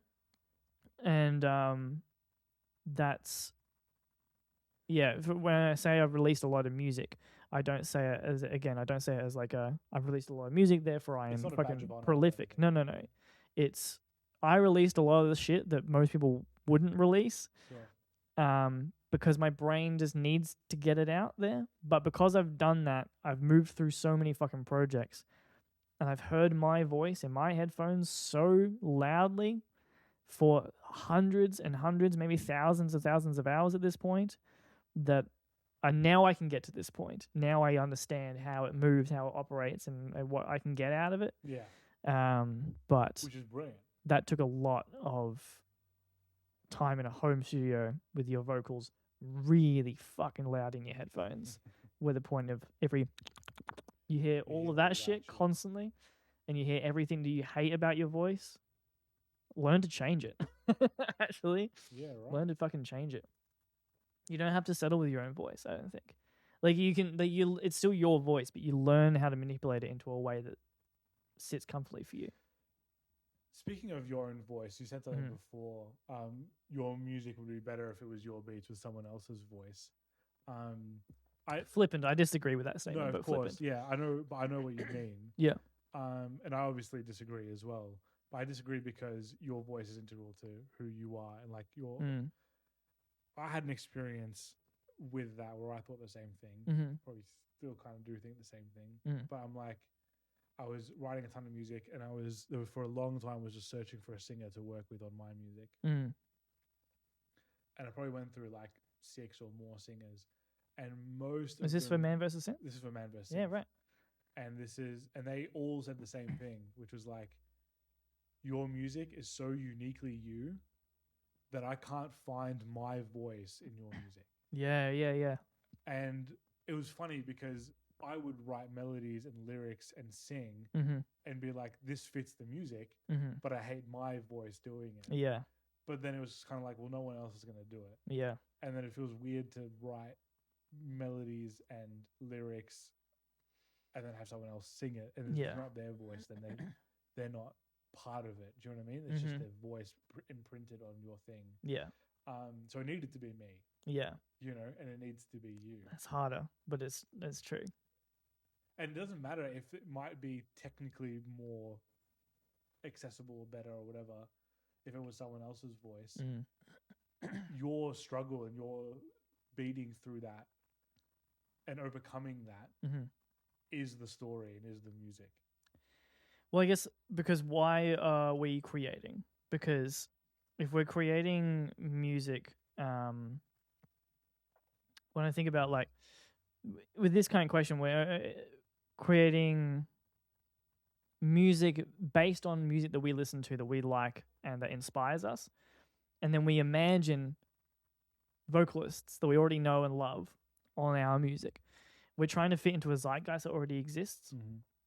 But if we were trying to do that, then both of us, I feel, would have gone down very different paths. Yeah, definitely. Of just making music that objectively sounds probably better because it already fits into a thing that exists. Fits into a mold. And I've always thought about this with like with making hip hop, especially like the stuff that I make when it comes to electronic music and hip hop is weird and unique in a way that the one thing I can say about myself is I don't know anyone who makes music like that, like I do. But because of that, I can't compare myself to anyone too directly, which then creates this whole paradox of like, there's no way to feel super confident about it because I can't say like, well, at least I sound as good as this person. Sure. It's also harder to market. 100%. Which maybe is not at the forefront of everyone's minds, but it kind of should be. Well, I think that's what we're thinking. That's what we're thinking when we think about we need the right vocalist, because we want to market our music to people. But I meet 12-year-olds, and I don't meet 12-year-olds, but like, you see people who make beats online, who then put out like an MF Doom type beat, and it sounds exactly like an MF Doom type beat. Like, holy crap, that sounds like MF Doom. That's nuts. Who is this fucking kid? And it's this kid. 12's being flippant. But like we're talking like 15-year-olds, 18-year-olds who put out beats that sound like, here's a Kendrick Lamar beat. Sure. Here's an MF Doom type beat. Here's a Jay Dilla type beat. Name all the best producers, Q-Tip type beat. Here's all the best producers of all time, and here's 16-year-olds producing like them. Because MF Doom, Kendrick, Q-Tip, Kendrick's not a producer, but, you know, formulating a sound, they've run the 4-minute mile.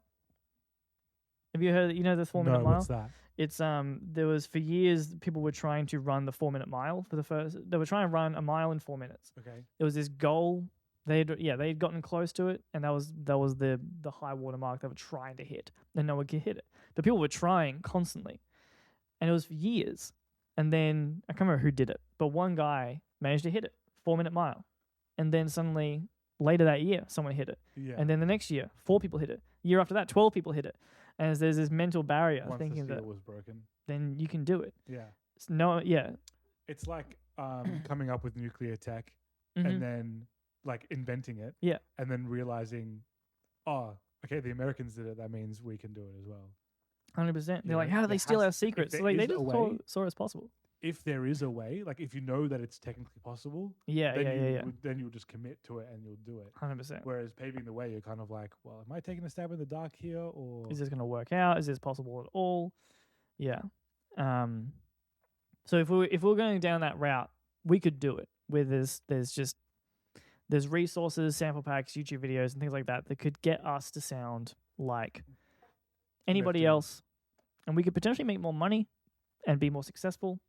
Quote unquote successful, but I think, is that what you want to be doing?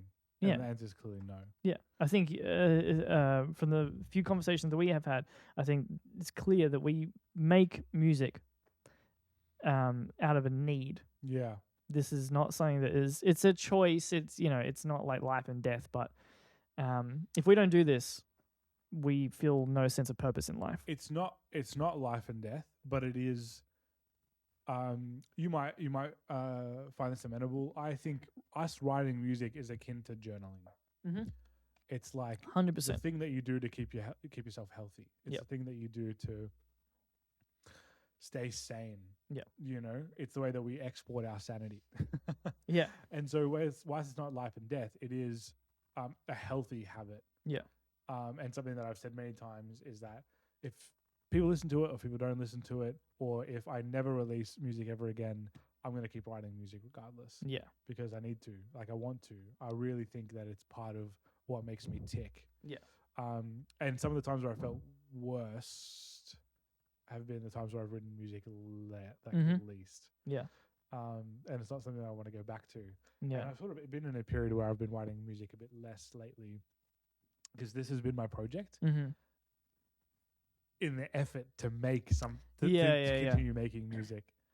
It's not like I need this. I've released a record without this stuff, but I think I've learned I need to have time and space and creativity in an area that I've been in control in. I've worked in studios in the past and be able to record there, or I've been at schools or whatever where I've been able to do my thing.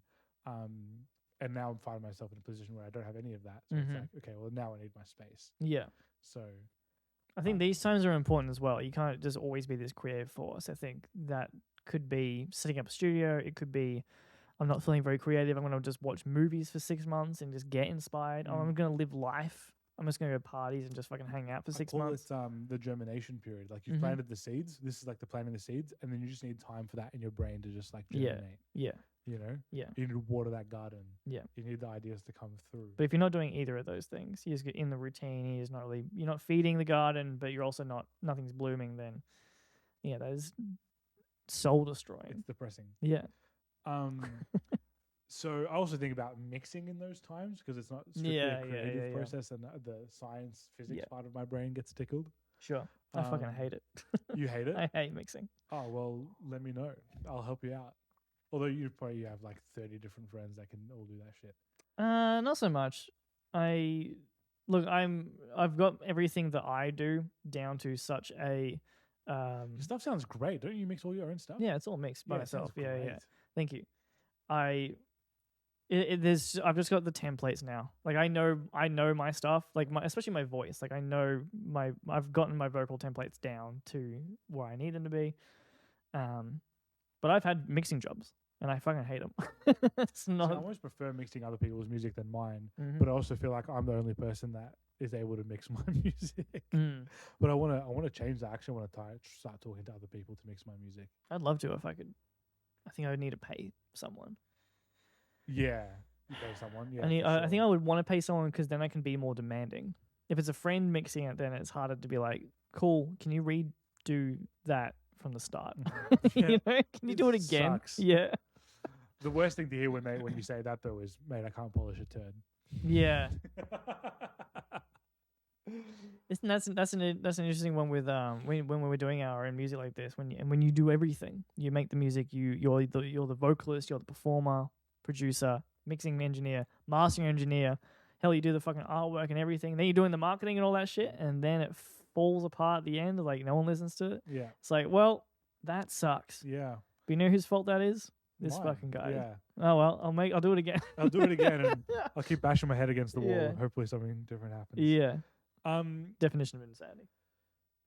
That is one of the few traps of making music now. Do you want to try something, Petey? Oh, let's do the other one. You don't have to try something, Petey, if you don't want. No, let's do the Petey one.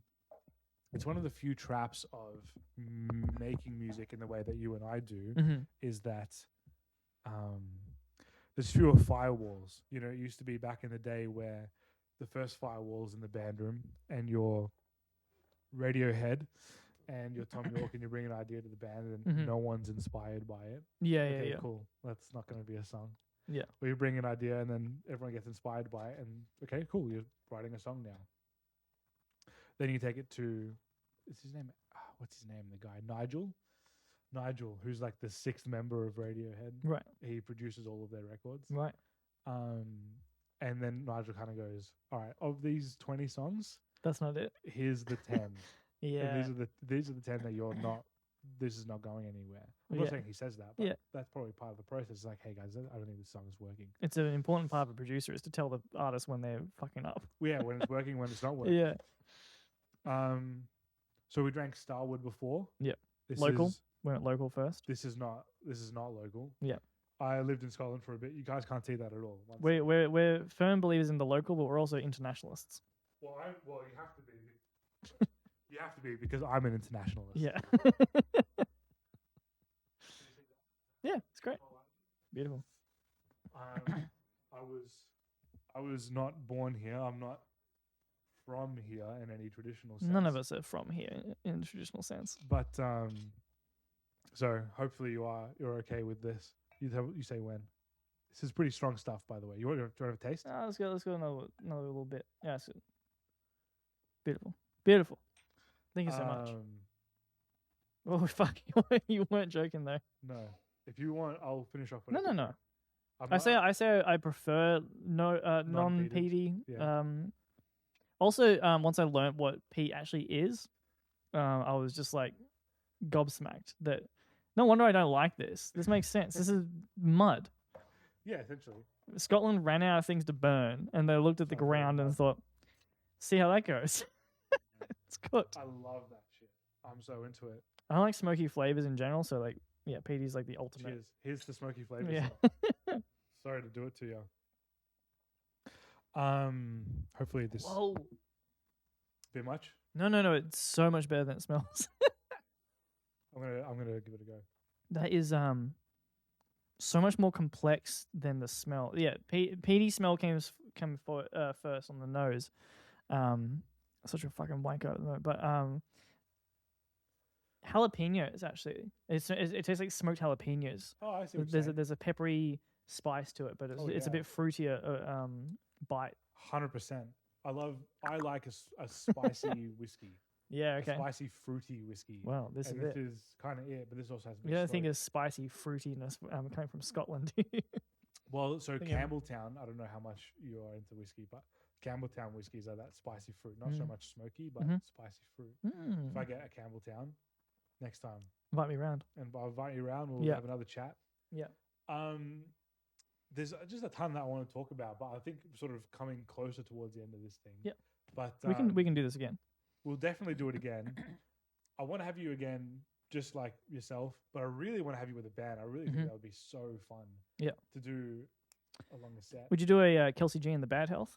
Oh, yeah, well, I would definitely want to chat to Kelsey. Yeah. And then I also want to have her with the band. That'd be The sick. thing is, I just don't know that I'm in a place right now to get multiple people. Yeah. Like, where is everyone going to sit? Yeah. Like, podcast sensei, tell me, what would I do? Yeah, definitely more cameras. A full band's gonna be rough. So what I'm thinking is, I think I can get access to 2 more cameras. I could put one up there.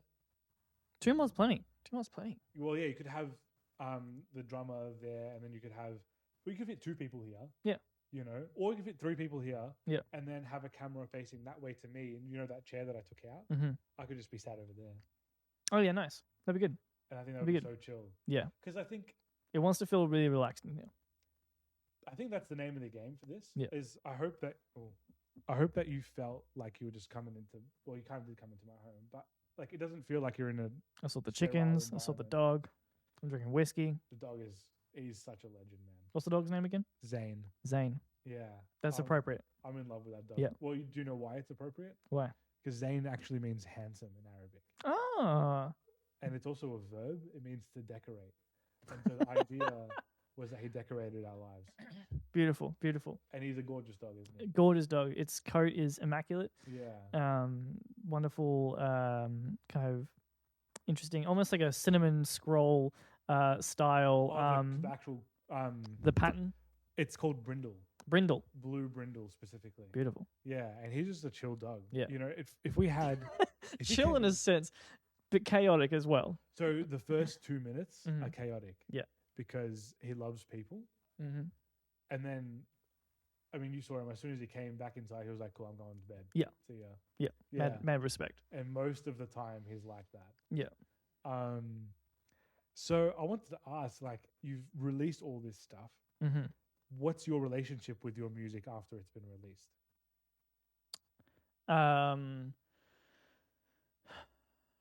it's something that I struggle with. Yeah. Sometimes I listen to it.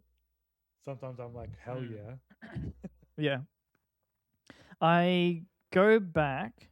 I definitely go back. I definitely go back to stuff, but it's usually like months in between, sometimes a year in between. And the thing that I keep trying to think about is,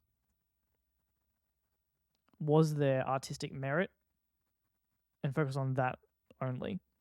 And then also listening to like, actually, no, the other day, literally the other day, maybe 2 days ago, I did listen back over my last 3 or 4 projects, including the 2 that just dropped, and listening to vocal performance and vocal mixing, and went, yes, good. Okay, it has improved. Oh, it's great. That's the main thing. I don't know about improved. I haven't listened to stuff before that. Worse. say. Way worse. But it's great. What you have done recently is great. I'm glad to hear it. I struggle to hear it, but at least I can hear it's better than what it was. So that's always means that we're on an upper trajectory. Keep an eye on your droopy mic as well. The biggest. We're getting to the up late portion of the podcast. We've all been there. Yeah.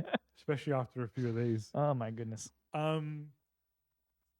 The biggest compliment I can give you, and probably the only compliment that I can give you that would like that you might actually believe. I don't know if you believe the shit that I say or not. Is I take when you asked me to play your stuff and I had listened, I shared it with friends and I was like, I'm excited to play this. That blew my fucking mind. Do you know what I mean? Yeah, yeah. When I was like, hey, check it out, I'm actually playing this. That's nuts. This is great, and people were like, sick. This sounds awesome. I was like, yeah, I don't know how to describe it, but I don't care. Yeah. Yeah, that's fucking crazy to me. I can tell that you actually have somewhat accepted that as a compliment. Yeah, I genuinely believe that you like the music. Yeah. And I believe the points that you've made. You know, it's funny. I was doing Wade's asked me to sort of play with him. Yeah. And we did our first rehearsal, mm-hmm. and it kind of came out of nowhere because like the drummer is new to that band, and new to everyone. And Wade was kind of like, "Oh yeah, Matt sort of asked us to play this gig with him, etc., etc." With Matt's other band, and then the drummer was like, "Oh, what's the other band called?" And I was like, "Oh, manvssynth." And then he goes, "Oh, cool name," which I'm like, "What the fuck?" Yeah. And then Rye was like, "Oh yeah, his stuff is sick," and I was like, "Sorry." Reese was like, his stuff is sick," and I was like, "What?" Mm-hmm. And then Wade was like, "Oh yeah, I've been listening to it like lately. It's actually really fucking good." And I was just like, "Where's the joke? Like, where's the fucking shooter drop, guys? Yeah." Like, you haven't actually. JK, listened. You're a piece of shit, and we fucking hate you. We don't know any other fucking guitar players. Yeah, you exactly. Wanker. But it's funny because Wade was like, "Why do you think I asked you to be here?" And I was just like, "I don't know, desperate." Like, Yeah, totally. It's hard right? to hear that shit. Yeah. And so I totally empathize with where you're coming from, and especially you hear it, especially when you don't expect to hear it, you're kind of like, "The fuck is going on here?" But that was nice.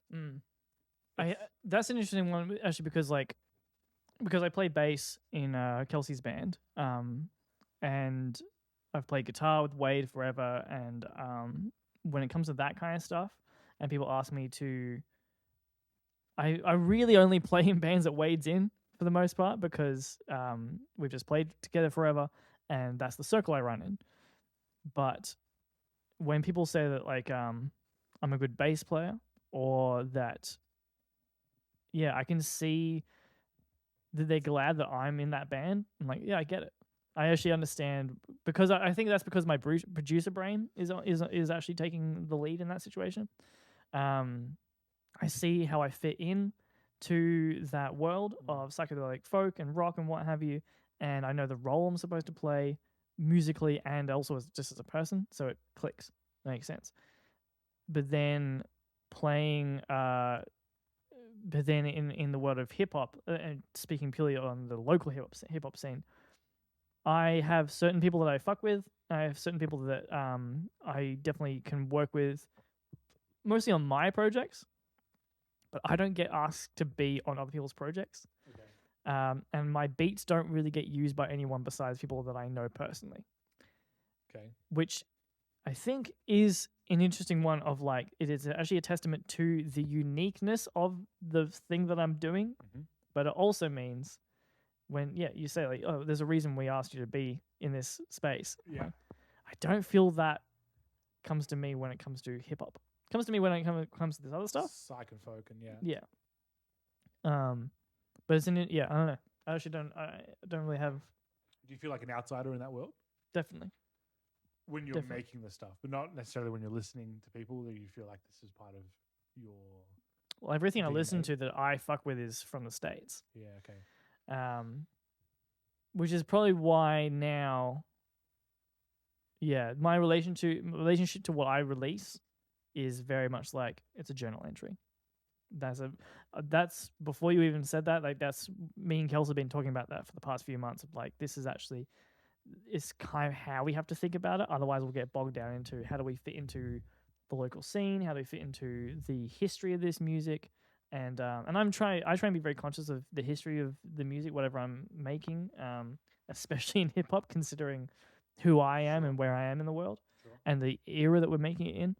But I'm not trying to play the game of like, how am I going to fit in as an MC or as the best? Am I the best rapper of all time? Not interested in that game. Yeah, it's futile anyway. Yeah. Who cares? So now I just try and put stuff out and move on to the next one, as I always have. But I'm trying to tell my brain, don't fucking worry about the response. It is what it is. I was this is a bit tangential to what I'm trying to want to get from you, but your process of and your philosophy around running a band is really different to mine. Yeah, right. You seems like you have the core guys there, but you sort of have this understanding that it's going to be a rotating roster, or that you should have access to a few different people, which I think works really well because being the HR director and scheduling people, like musicians, is fucked. Awful. It's the worst. There's a reason why we don't have rehearsals very often at all, because I'm like, I can't be fucked doing that. Does that impact your confidence in doing gigs or desire to do gigs? Or but that's why I get players like yourself, because I know that within 2 rehearsals where something will happen on stage. Yeah, okay. When it comes to like live hip hop kind of stuff, I'm not interested in playing it how it is on the record. So I want to find jazz musicians. I want to find people who, at least can jam. Gig. Yeah, it felt like a jazz gig. That's what the vibe I want it to be. Whereas my stuff, I guess I treat it more like a rock gig. Yeah, which isn't that I want to play exactly as on the record, but I want the camaraderie of what it means to play with those people specifically. Our rehearsals feel really chill, really like fun. We break for dinner during it. We have some beers. We're thinking about streaming our rehearsals and having a mic on everyone and just interacting with Chad and shit like that. I think that's going to be a ton of fun. Yeah. That's actually the world I come from. Not from the streaming, but like the camaraderie of rock is that's the world I know for sure. I hate to use like a crass analogy, but I'm going to do it because I think you'll understand it really well. But I think like the rock world is like having like a relationship. No, for sure. It's like totally monogamous, even though there's 4 or 5 people. I've got a perfect example of this. I used to live with Wade and another mate of ours. Oh, that's fucked. Yeah, it was a nightmare. In fact, I've lived with 2 bands. That is fucked. I've lived in the same house, different times with 2 different bands, and both times were fucking nightmares. I can imagine living with fell apart. I think both times I was the one to end it as well. Oh, really? Like it's time. Yeah, I ended my first band on our lead guitarist's birthday, and it was like his project. This is like his baby. Yeah, and I was like, I'm done, man. I'm out. But yeah, I lived with that band, and then lived with this other band, and but we had other projects. This is the second time. It was me and Wade, and we were both working on our own solo projects of some description. It was an early version of Rhath, which was more just like beats and weird electronic shit. And Wade, I think, was doing what he does now, but just like, just an earlier version of it. And I remember the guitarist / lead songwriter, lead singer, what have you, saying to me, like, I want you guys to only do this band. I don't want you guys doing side projects because we need to come together as a group and put this thing together. That's the only way this is going to fucking work. I It's like, And you're like, you're insane. see ya. Yeah. Yeah. This is not a relationship. Yeah. I understand that you think it is, but it's not. And even if it is, we're being polyamorous. This is not Yeah. this is not a monogamous relationship, my dude. Okay. So that's taken in a way that like I totally get. Yeah. I don't have an issue with the guys playing other bands. That's no Yeah. dramas, as long as they're like very forward about like when like we're available. That's totally fine. Yeah. But like the idea that like, hey, we're doing this, like this is us. Mhm. Like I don't want to bring in other people. Mm-hmm. You know, Mm. I don't want to have threesomes. I just want to have sex with you. Yeah. I You know what I'm get that idea That's as a more what I'm band. getting at. Yeah. Whereas I think what you're doing Yeah. and what I think a lot of jazz guys do is more like A free for all orgy. here's the orgies that we're having. Hey, we're having an orgy on stage Yeah. in 2 weeks. Do you want to come and have? Do you want to have like a rehearsal orgy before? No, really. Okay, just send me the chart. No charts. That's fine. I'll figure it out. Send me the positions we're gonna do. It feels like that. 100%. And Yeah. playing with you on stage was a bit like having an orgy. I'm so sorry. No, that's such a good analogy. I think Mum is listening to It's this. such a good analogy. So I'm really sorry, Mum. It's just an analogy, and it has no place in any other parts of our lives. The only thing is, Mm. it's a pretty appropriate. It's like a very good analogy. I 100%. No, think. there's no other analogy that would be appropriate. And I experienced both worlds for sure. Like again, Kelsey's band, like we've changed guitarists, but the new guitarist is her brother. Yeah. Which I don't like using the orgy analogy in this particular case. Bruh. But look, hey, just quickly address that. But that is very much like, this is the band. If these members of the band can't do a gig, then It's the not band doesn't happening. exist. Yeah. Whereas, with my project, it's very much comes out of a place of, if you can't, in fact, the reason you're a part of the band now is because the original bass player couldn't do it. Yes. And So I benefit from your way of doing yeah, it. and I've said to both of you that like, I'm gonna keep going regardless, and especially whoever can make it. I feel like both other players as well, all three other players know that like, if one of you guys can't do it, I'm gonna find someone else. You're to do so replaceable. it. You're so replaceable. That's For not the me, way that you say it, for of me, course. it comes out of two places. I guess I would say is one is a lack of self-respect, is being like, everyone's time is better than what I deserve, Sure. so I can't demand them to be in my band. Okay. Especially jazz players, people who actually They got shit on. Zeb is a working musician. Yeah. Zeb is our drummer, and he's a working musician, and he plays fucking huge gigs that boggle our minds. And then he comes back from overseas and says, "Yeah, man, I'll play in your band." I'm like, "Why?" Yeah. I was like, "All right, because you like the music. Cool, that makes sense." My brain says that can't be possible, but sweet, I'm gonna keep going with that. So part of it is a lack of confidence, but then the other part is also, I just like that vibe of, you do other shit, I do other shit. Look, the project is loose and it is what it is. If you can't make the gig, don't fucking worry about it. We'll find someone else. We'll make it work. Yeah. Also, it's simple shit. It's just loops. If you know the first 4 bars, you're all You're sweet. pretty much good for the song. Yeah. But the thing is with that though, if you wanted the gig to happen, that would be fine. But if you wanted, see, the thing is, I think that might have fell on its ass had it not been for I'm not talking about myself, but the caliber of the other guys playing. Yeah. And even Ethan, who is much more green, is a great player. Yeah. So Because he's a producer. because he's a producer, he has the ear for He's it. got the ear for it, yeah. He doesn't know the theory. He doesn't know what he's doing. Much as like, I don't know what I'm doing when I'm producing, but he's got the ear for it. Yeah, he's got So the he ear for knows it. where to It's slot great. in. Yeah.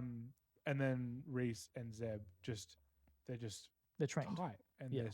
they're like, for me to play, it was like an honor to be there with you, but then to play with those guys, like that caliber of music is fun.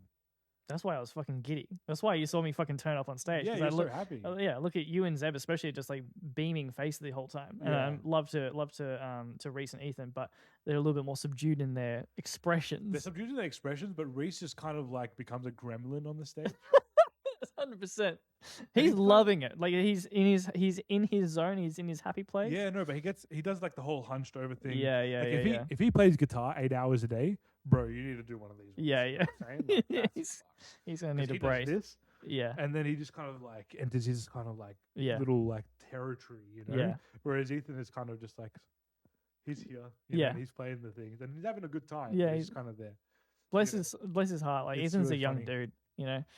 That was like one of his first sort of proper performances. I think he's done maybe like 2 gigs on keys before that. Yeah, that's nerve wracking. Yeah, crazy. But he's DJ'd a lot, so he's played in like church bands and stuff like that. I think he knows his place, but he knows his place on stage. But yeah, definitely he knows his fucking place. play. He's the key player. Let's make that quite clear. He knows his fucking role. His That's fucking role is the backbone. So like sonically, put some respect on his name. Yeah. But yeah, I like with Reese especially like with that sense like because sonically, keys is setting the tone, and then you and Zeb are like the locking in the rhythm and the groove and the feel of the song, and Reese can do that. Reese is just this little gremlin in the corner, fucking doing his little thing, and like He's a jazz gremlin. That's all it needs to be, man. Yeah, 100%. He's like so at good. home Yeah. doing that shit. Yeah, it's fucking fun. I'd happily do another gig. So, but that's the thing is you don't do many gigs, do you? No. Is that intentional or sort of? What's your philosophy around that? I've been thinking about a lot of. It's just time. It's just doing a bunch of other shit. And I just like. I like producing my own shit. So like. I don't know, it's a weird one because I know it has legs for being really successful. I think that project and that every time the 2 times I've performed with that band, people have come up to us and go, "You guys have outshone everyone. You guys are fucking killing it." My apologies, but it's a lot of work. It's a lot of work. Did you make any money that night? Enough to pay everyone like $90. Yeah. We all walk away with $90. Which is pretty good. It's fine. Yeah. Yeah. But because the thing is you also paid for photography and videography. They came out of that money as well. So I paid them plus all the band members $90 each, I think. That all came out of ticket sales. Yeah. I just split whatever we made between whoever was involved in the night. So what I did with my band, if I get videographers and photographers, is like basically everyone, they get paid before everyone. Yeah. And like they get paid their rate. Yeah. Because they're essentially they're working. We're all I would working. do that if they were my mates who were doing all the photography and stuff different. like that. So like it's kind of an understanding. My mates were doing the photography stuff, but like one of them was from Tassie, and I was like, she's like, I don't want any money. I was like, well, I'm paying for your ticket then. Yeah, sure. You know. Yeah. And then the videographer was my mate as well, but he's a working videographer. So I was kind of like, can I pay like a half day rate or something like that? Mm-hmm. So that was nice. And he's super talented. But I couldn't afford to like pay him to edit, so I had to learn how to edit shit. Yeah. I think it's just how much are you willing to do at the time? That's like that band will gig again. I'm keen to do more with that band. I just haven't got the energy right now. What are your thoughts on working with a manager? Has that ever entered your mind? Yeah, sure. If there was money involved, but I don't make any money from what I'm doing. Well, a manager would be the one that would get you the gigs, and they would take a cut of that. Yeah, sure. If someone wants to get gigs for Rhath and Superstructure, fucking sweet. Are you offering to be a manager? No, I was kind of hoping more you'd be my manager. We could manage each other. As long as I'm not managing my own shit, I don't give a fuck. Yeah. It's so much work. Yeah. That's it. Like there's only so many projects you can put that work into. Like the way Rhath and Superstructure is put together, being the fact that it can be sort of anyone who can jump on, right? Even though right now it is kind of a core group, it does allow me to put it on the back burner and it can come up again later. And it's like, it's the same project. Yeah. It doesn't need to be any more than what it is, you know? And what I'm trying to do now with Rhath in general is the same as like, I don't want to worry too much about like, what's next? Like, are you going to do an album cycle? No, I've got some tracks and they're out now as an album. It's called an album, but it's not like, I'm not trying to chart. I'm not trying to make it big. I think I'm lucky because I've got Kelsey's band.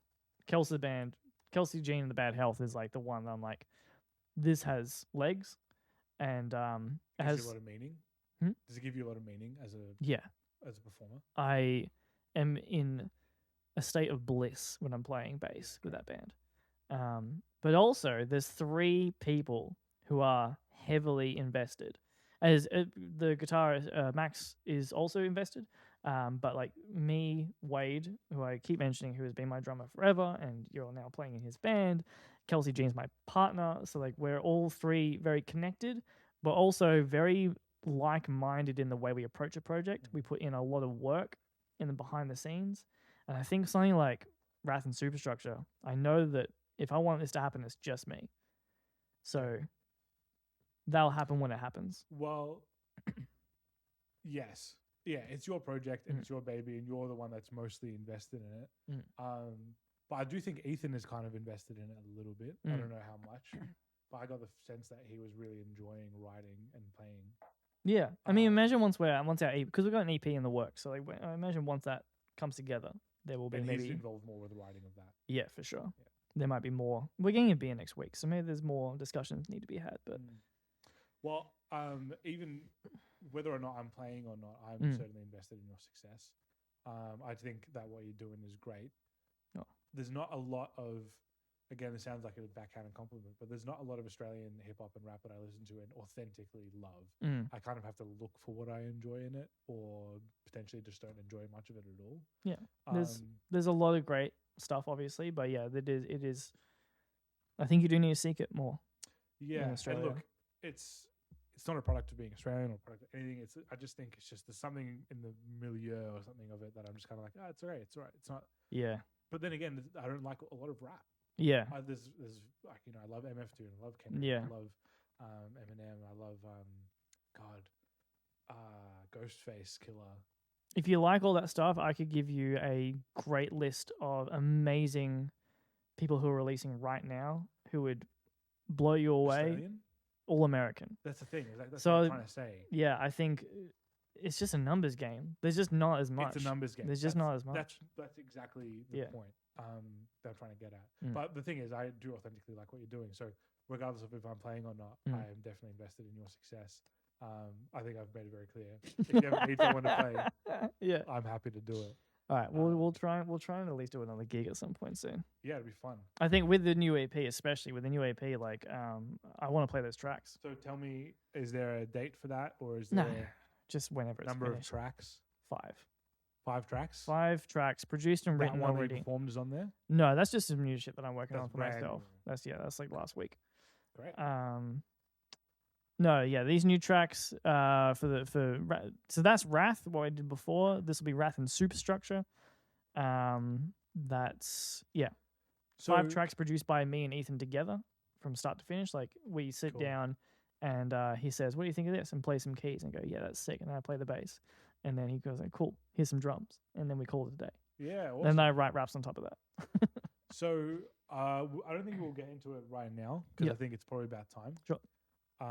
We're hitting on 2 hours, 2.5 hours, which kind of went by just like that. Well, when you're with company like this. I'm so blessed. Thanks for having me here. But one of the things I wanted to ask, which will happen, we'll do it next time, is how do you go about translating what you make, especially because some of your stuff is so sample heavy to a live band situation. But we'll that's our cliffhanger. Oh, sure. Okay. Yeah. Cool. I reckon that's our cliffhanger. Great. Because I'd love to hear more about that, especially if we do bring in the band next time. Then it could be good to have them talking about it. Yeah. And if it happens to be that you want to do that with Nico, that'd be great as well. I'm happy to watch. I ain't spoken to that guy in ages. He's an enigma, but I will as we discussed, it's a fluid band. Yes, it's a beautiful fluid orgy of people. Well, fluid and orgies kind of go hand in hand, I think. Big time. So on that, to quote Top Gear, I on hate that absolute bombshell. Least favorite thing is being sticky in this life. Sticky? Sticky. Oh, you're tactile avoidant. Yeah. Oh, that's why I hate orgies. I would hate orgies. Absolutely. Yeah. I'm not big on strong smells, and I'm not big on strong stickiness. As I was about to say, that kind of that makes it even better. On that absolute bombshell, thanks for being here, mate. I appreciate it. It's always a pleasure. Thanks for having me. Let's go eat some food. Yes, let's do it. I'm hungry as. All right, peace out, everyone.